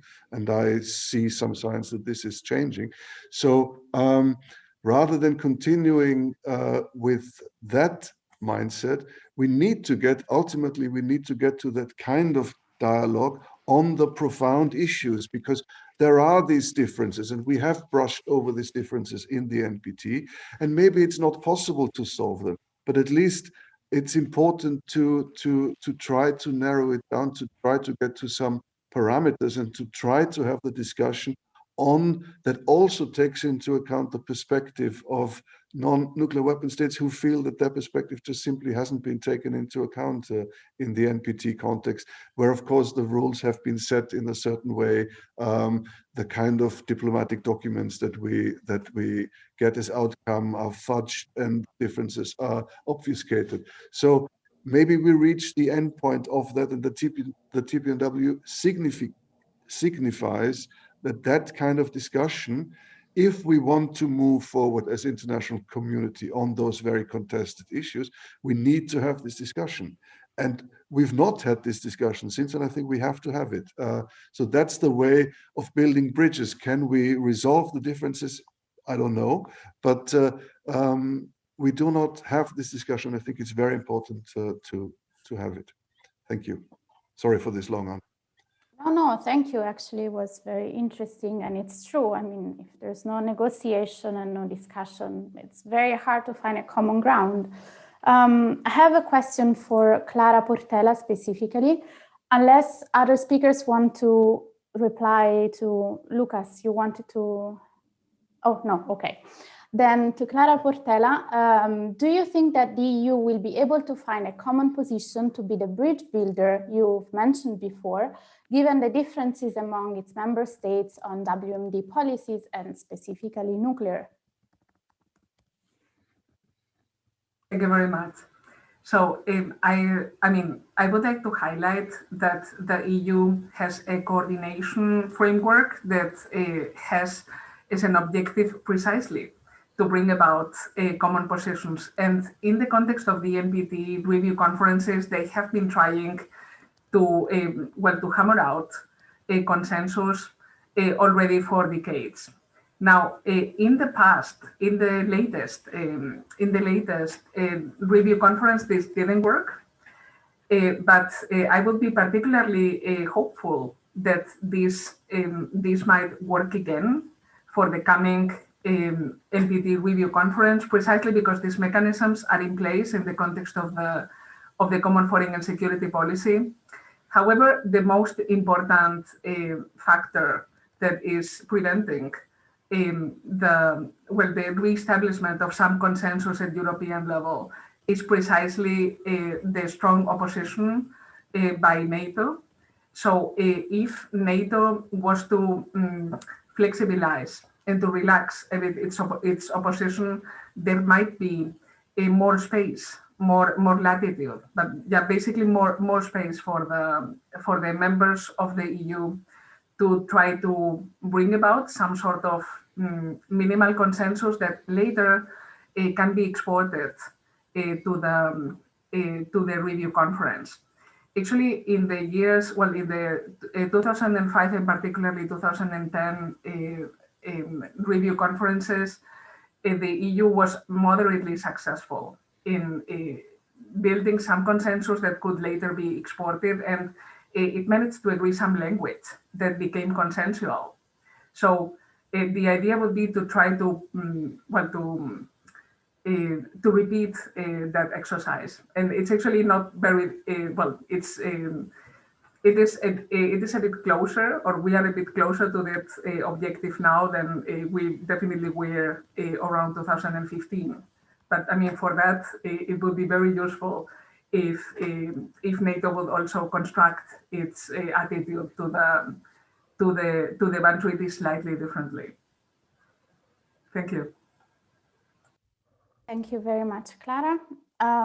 We are running out of time, so I think I will just address another question that we had that is completely different from the previous ones. Arctic region. Someone asks about this region. New developments in the region create new opportunities. What role should NATO adopt to face this new security paradigm that can arise from these new developments? Any taker? Nope. Seems like nobody liked this question. I'm sorry. I mean, okay, thank you, Professor. Excuse me. No, I wouldn't say that the Arctic is exactly something that has been out of NATO's purview of attention and discussion. You know, I mean, we have states, member states with strong interests that extend up into this region. So, probably due to the effects of global warming and so forth, we're going to need to think about it more as, you know, we get a Northwest Passage shaping up and so forth. But I wouldn't say we've ever really completely neglected it, in part because of the geography of the alliance itself. Okay, many thanks. There are other few questions, but again, we are really running out of time.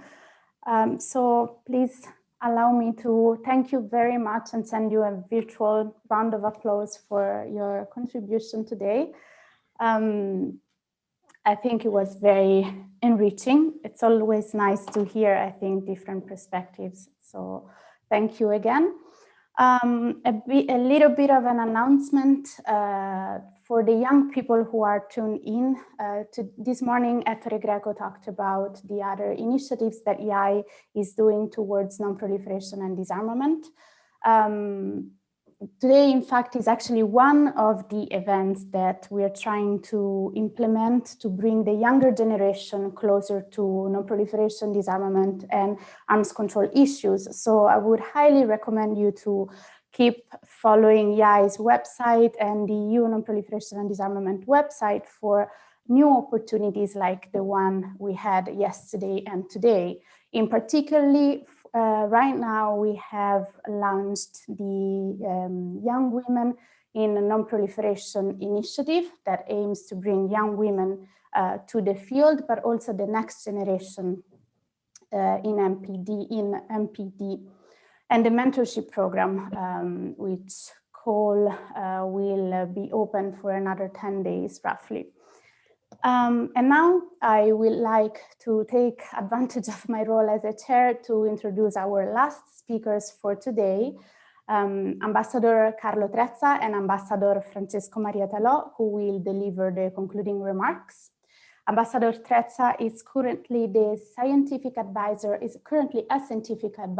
at EI, but he has several years of experience at the Italian Ministry of Foreign Affairs with incredible experience on arms control, non-proliferation and disarmament under his belt. He was the former Italian ambassador for disarmament and non-proliferation in Geneva, former chairman of the MTCR, the Missile Technology Control Regime, former chairman of the UN Secretary General's Advisory Board for Disarmament Affairs, and is also one of the reasons why EI became part of the EU Non-Proliferation and Disarmament Consortium. So thank you very much for that. And we are extremely pleased to have you here with us today. And finally, I can say the same for Ambassador Talò, who is currently the permanent representative of Italy to NATO, former ambassador to Israel, as well as a renowned expert in the field of cybersecurity. Ambassador Trezza will say a few more words about Ambassador Talò, but it's a real pleasure to have you here as well. And now, without further ado, Ambassador Trezza, the floor is yours. Thank you, Federica. Can you hear me? Yes. Yes, loud and clear. Please stop me if I'm too long. I've been asked to summarize this very rich and articulate session, and it's not an easy task. But I think that I can say that everyone agrees that NATO was born as a defense alliance fundamentally, with, as Caterina said, with no propension towards arms control in its DNA. It's a fact that the NATO treaty does not have any provision which deals with arms control. However, NATO was quite prompt to, let's say, correct this original sin.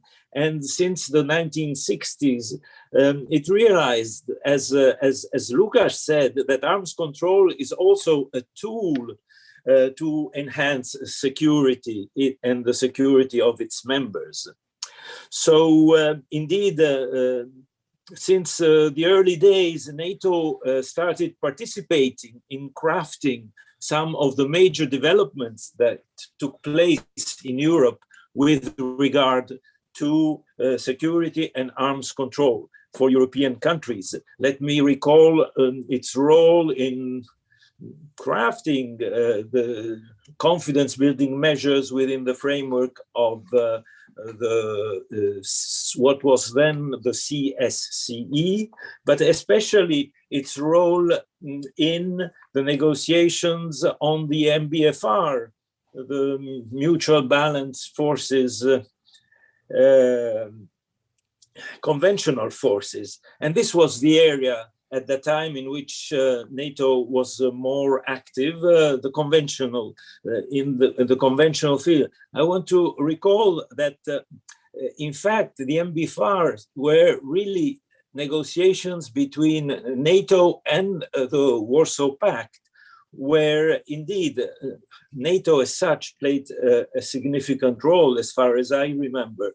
And all this led to the treaties, the CFE Treaty on conventional forces in Europe. So, so indeed, I would say that arms control has become, in fact, part of the NATO's DNA.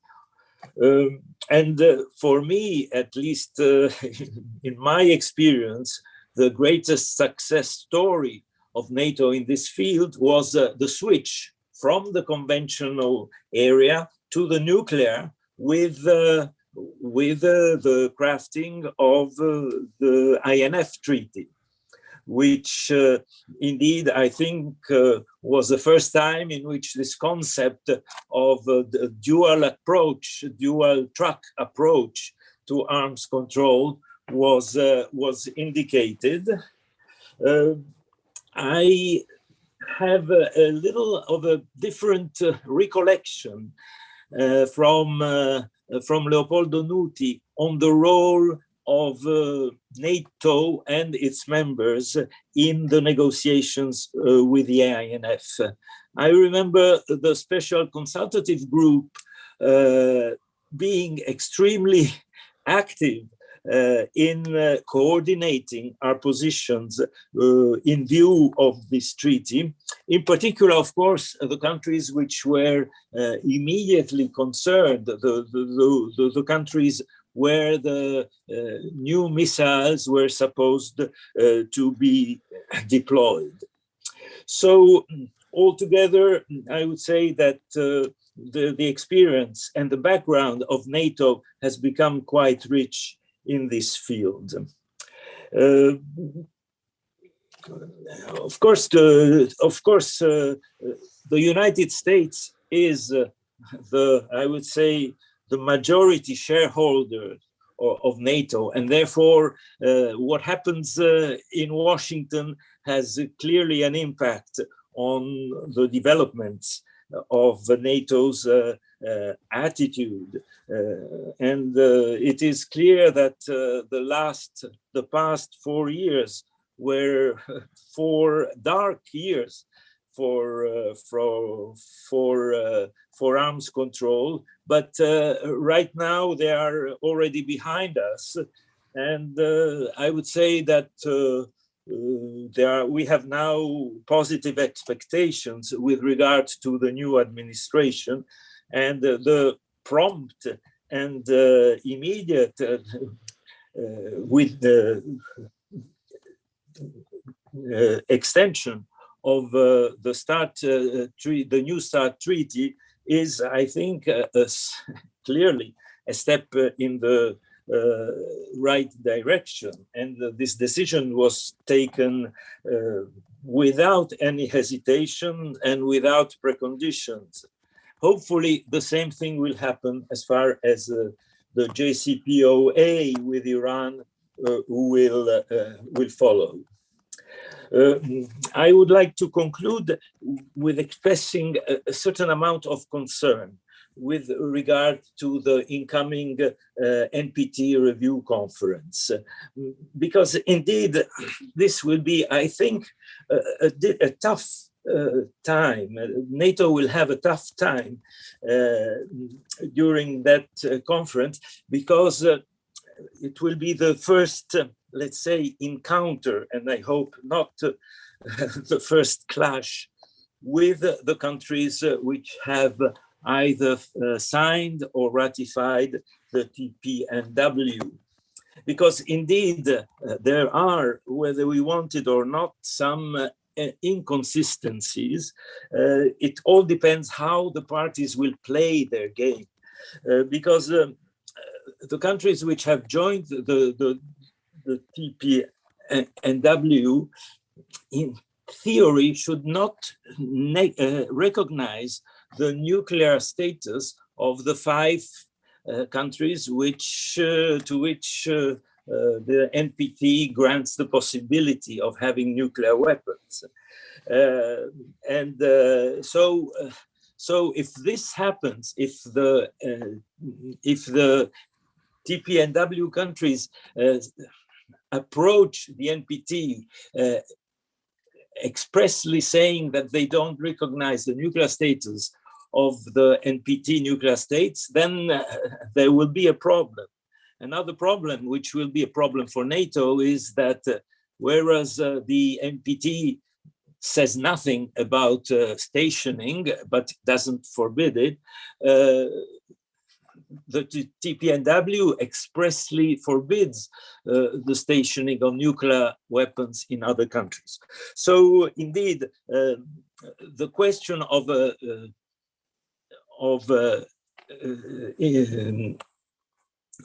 stationing, as well as the question of nuclear sharing, will most probably be raised at the NPT review conference in, let's say, a more forceful way than in the past. So I very much advise our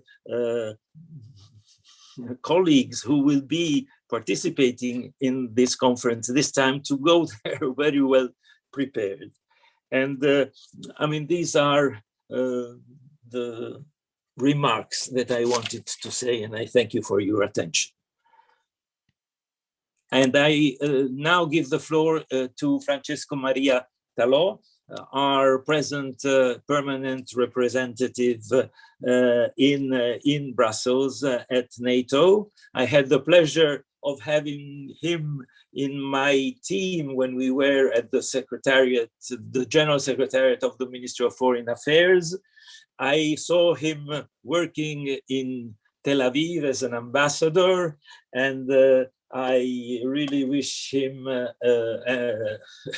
good luck in his new position there, and I'm happy to give him the floor. Francesco, the floor is yours. Carlo, thank you so much, and I would like to thank all of you. First of all, of course, Istituto Affari Internazionali, and let's say all the organizers and the sponsors of this initiative. And it's really quite embarrassing for me to say hello and to say a few words to try to conclude this meeting after such an intervention from Ambassador Trezza. It's like I feel like a little bit, let's say, a soccer fan who has to speak about this sport in front of Pelé or Maradona or Cristiano Ronaldo. I mean, after having heard Rose Gottemoeller and, of course, Carlo Trezza, who is certainly one of the most knowledgeable experts in this field all over the world, not only in Italy. So I am just, let's say, a poor boy trying to understand something. And really, I think that this is very much about understanding. And this conference helped a lot, at least to myself, and I feel a sense that it was useful for all, in order somehow to improve our IQ on issues which are not at all easy, and it's normal that they are complex. So they require complex way of thinking and a really committed engagement. In this sense, the community of scholars has a key role. So think tanks like the Istituto Affari Internazionali and the interaction of the states, of the governments with academia has really a very important role for all of us, including, of course, international organizations. First of all, NATO, because NATO is a place where we speak and we work for our common security. And here, really, I think that, I mean, we have to understand how NATO is positioned in these challenges on the ADN sector. So, and here, I mean, one could also play with acronyms. So, because ADN stands for Arms Control, Disarmament, and Non-Proliferation, but we could say that ADN is or is not in the DNA of NATO. Well, if the DNA is somehow the Washington Treaty, like Carlo Trezza suggested, probably not. But we have also to take into account that the Washington Treaty is probably the simplest treaty of any organization. It's a very short one. And maybe this is the recipe, the secret of its success. It's somehow quite the opposite of the very complicated EU treaties, which have a history of several generations of subsequent agreements. But end of the day, NATO has been involved, like it has been now reminded by Carlo Trezza and before by Professor Nuti. NATO has been involved on these issues, both on the non-nuclear and on the nuclear side. And I like to make a personal consideration, which end of the day, I think that has been also made by Leopoldo Nuti. Acting through its, let's say, mission, which is the deterrence and the disarmament, NATO contributed to disarmament. So, I mean, NATO is for deterrence and defense. So, but the other D of disarmament, as well as non-proliferation, had a positive effect because of this. So it's not an oxymoron, but is a logical side effect. And why?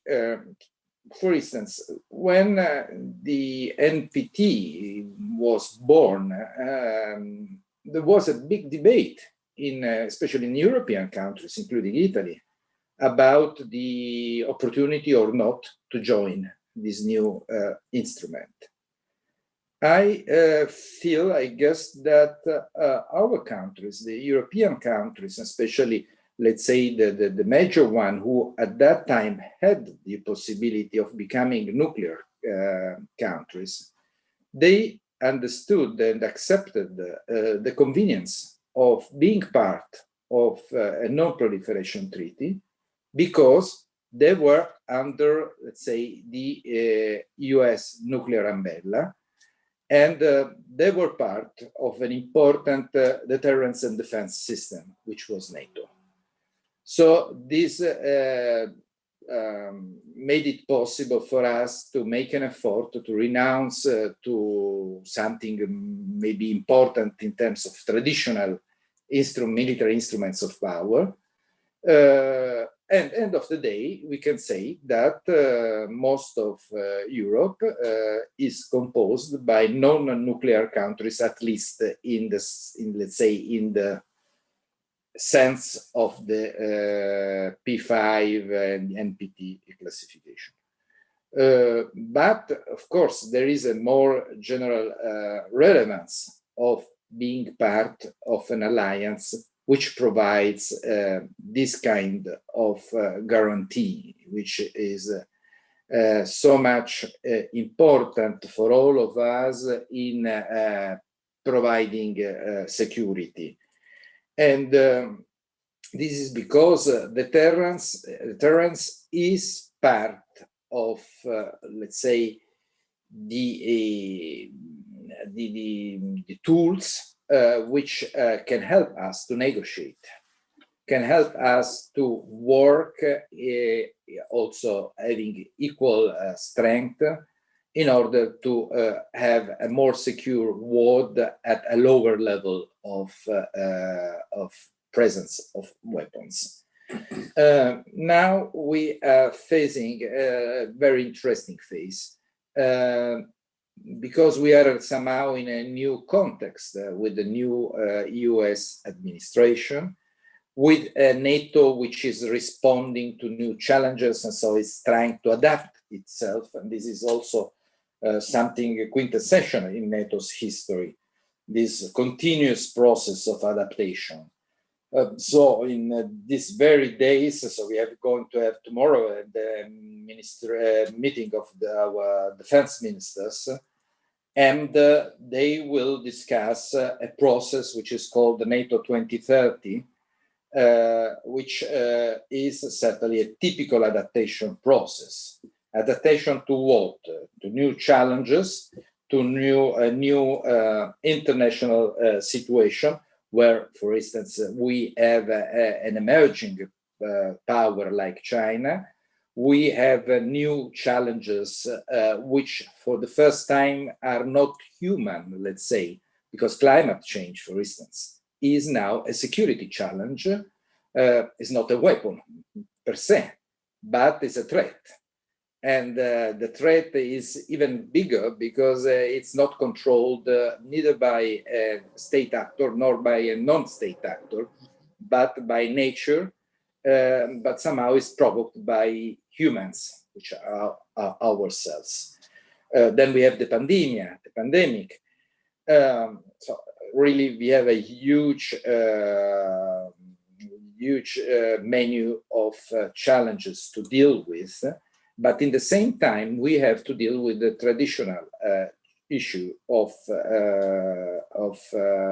armaments and the threat that they implicitly represent to all of us, which is somehow something traditional because we started to deal with this since, say, the end of the 19th century.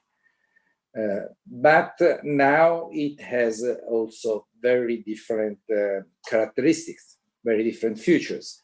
Well, I hinted to the presence not only of state actors, but also non-state actors. This is not new. It's something which started a few decades ago with the emergence of the terrorist threat. Well, this has also to do with the proliferation of armaments. First of all, small arms, but not only. Then we have now maybe also another kind of state actors, which could be private actors. And this maybe is connected with the space factor. I think that Rose hinted also to these aspects. So all has to see with the satellites, which are often launched and controlled not only by states. Then we have other kind of challenges. I mentioned completely new climate change or pandemics, but also in a field which is very much borderline, which are the so-called emerging and disruptive technologies, EDT. They are very often dual by nature, and they are really something completely new also as challenges to our way of thinking, to our conceptual way of dealing with these issues. That's why they're called disruptive. them together with cyber, which is part of them, and it's in the same time, let's say, an enabler and could be a weapon in itself, are a huge challenge, because sometimes they challenge our way of thinking, verification, control.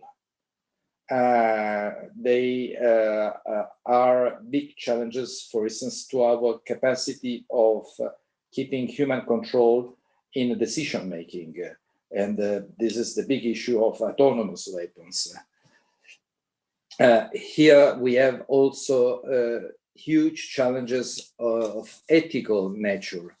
I mean, ethics, it's something which has always been connected to disarmament, but now it's more than ever, because we are going to leave somehow the human field, the human control. We could have men out of the loop when we deal with the autonomous weapons, and this is really something revolutionary, something somehow disruptive.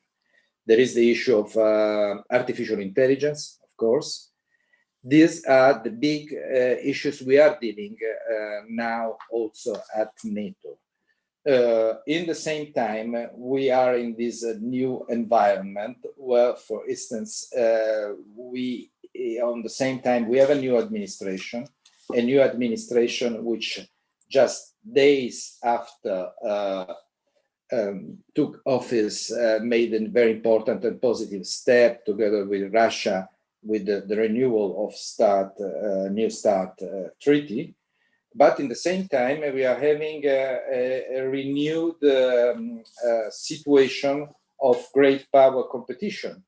First of all with Russia, but also with China. So we have to deal with somehow a double approach. On one hand, have a dialogue, and this is somehow also the double track, the consolidated approach we support with Russia. Have a dialogue with them, and certainly trying to have results like we had now with this renewal, 5 years renewal of New START, but also face a different approach they are having, which is a hard one toward our countries and the West at large. So it's really something complicated, and the ADN issues are very much inside the equation. Now, what can we think about the future? Well, what we have seen in the past, if the past is somehow an anticipation of the possible future, is that since the height of the Cold War, NATO countries have agreed to reduce by more than 90% the nuclear weapons committed to NATO's defense. So there has been a very important reduction of, at least of nuclear weapons. And this is something really meaningful. And it means that when you have deterrence and defense, and when you keep the dialogue with the other interlocutors, one can obtain results within a framework which is provided, for instance, by NPT.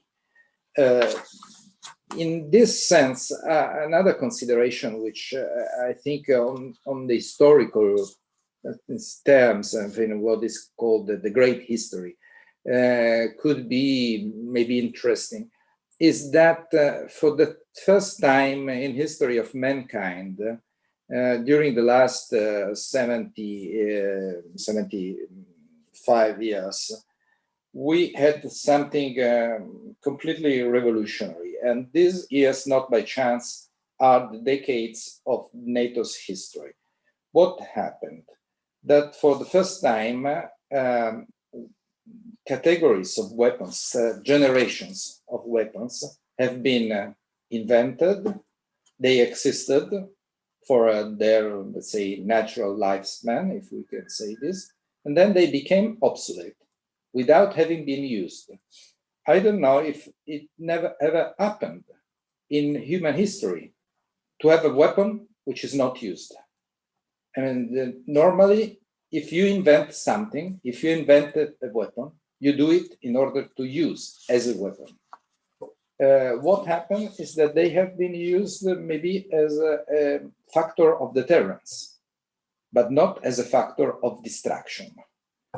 And this maybe also because of the existence of an alliance called the Nato, which was able to project strength without using it. This is called deterrence. And it's not a small merit. It's something really quite relevant. Now, of course, like I was saying, we are living in a much more complicated world. It's not more a bipolar one, and a bipolar one characterized by the fact that, let's say, our former adversaries, Soviet Union and its bloc, were directly threatening our so-called Euro-Atlantic area. They were part of our continent in Eastern Europe. Now we have still causes of concerns, we have still threats coming from East, but in the same time, we have to have a global approach. Situation is more or less in a more undefined way, multipolar. Certainly, you have the Chinese factor, which is very important. We do not call it a threat. We are not looking to have new enemies, but it's an important factor. It's growing in very relevant terms in the military domain.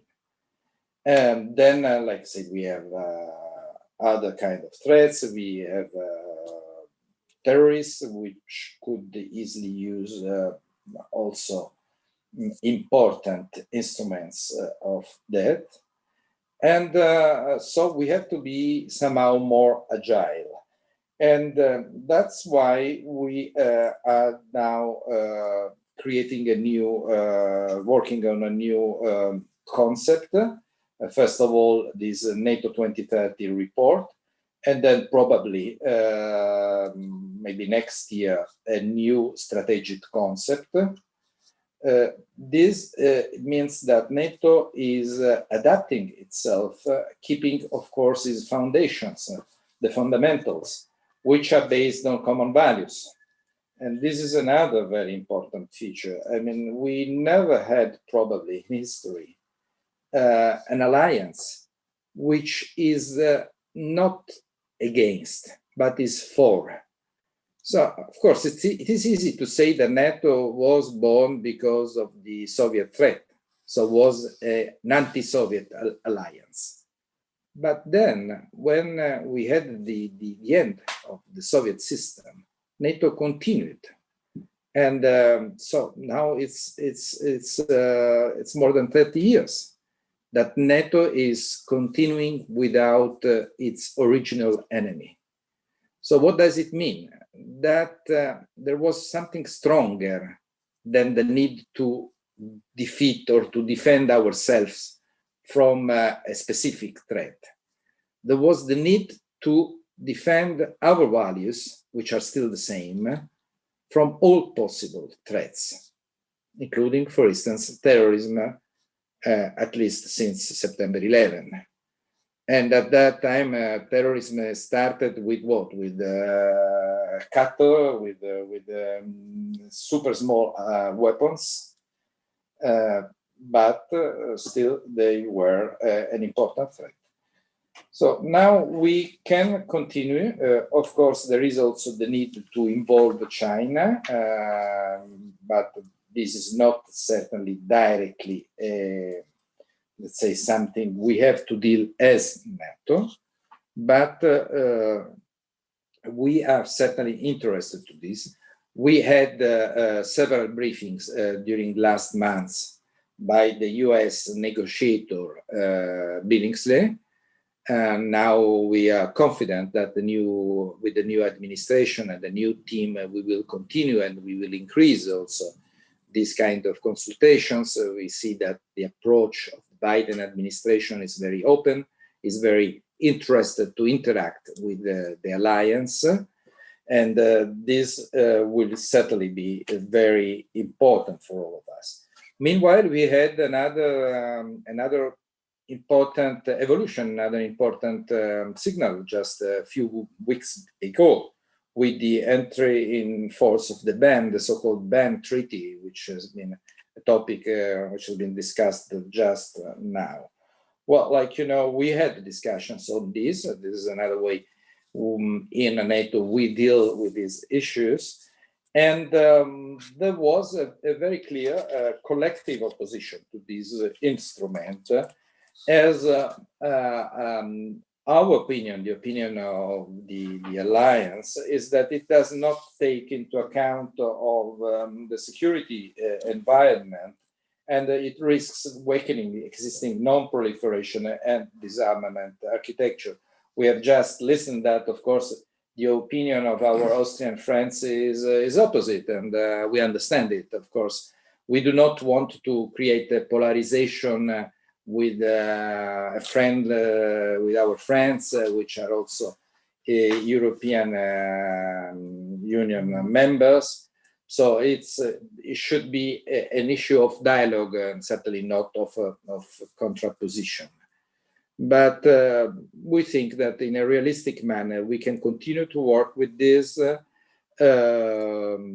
We have to avoid polarized positions, which could jeopardize NPT. For us, NPT is really a priority. This is also the position not only of Italy, but also of NATO. And so we will work all together for a successful review conference, encouraging verifiable measures on a realistic pathway to disarmament, and while reducing strategic risks. And now risk reduction is another interesting and important topic which has been discussed today. And I think all of this is part of a very complex and important and interesting picture. And here I have to say it's really a very good signal that we had so many participants and so well-informed youth participants and scholars yesterday and also today. Because, I mean, when we deal with perceptions, the perception is that nowadays these kind of issues are no more, let's say, fashionable or popular as they used to be maybe 30 or 40 years ago. We do not see any more large crowds of youth going in the streets against all sorts of armaments, first of all, the missiles. Now the subjects of interest for young people is, for instance, very much climate change. And this is understandable and is very important. And in fact, this is a new area of concern also for NATO. But in the same time, armaments have not been disinvented. They exist. It's normal that it is like this. You never disinvent any human new creation, but you can keep it under control. You can avoid the proliferation. You can reduce them. You can have disarmament.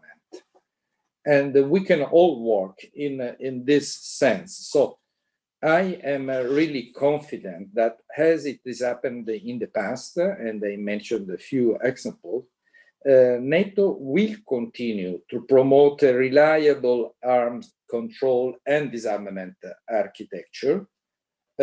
giving a contribution to a durable peace and security. And durable is important because NATO, we are proud to say, is the most successful alliance in world history. I mean, 72 years is really a record. Historians, they say that it never happened to have such a long living alliance in the world's history. So we are confident that also for the future, one can continue to rely on NATO also in this sector. And again, I would like to conclude saying that how grateful we are because we are celebrating NATO, we are celebrating Italy at NATO, we are celebrating disarmament, non-proliferation, arms control in NATO.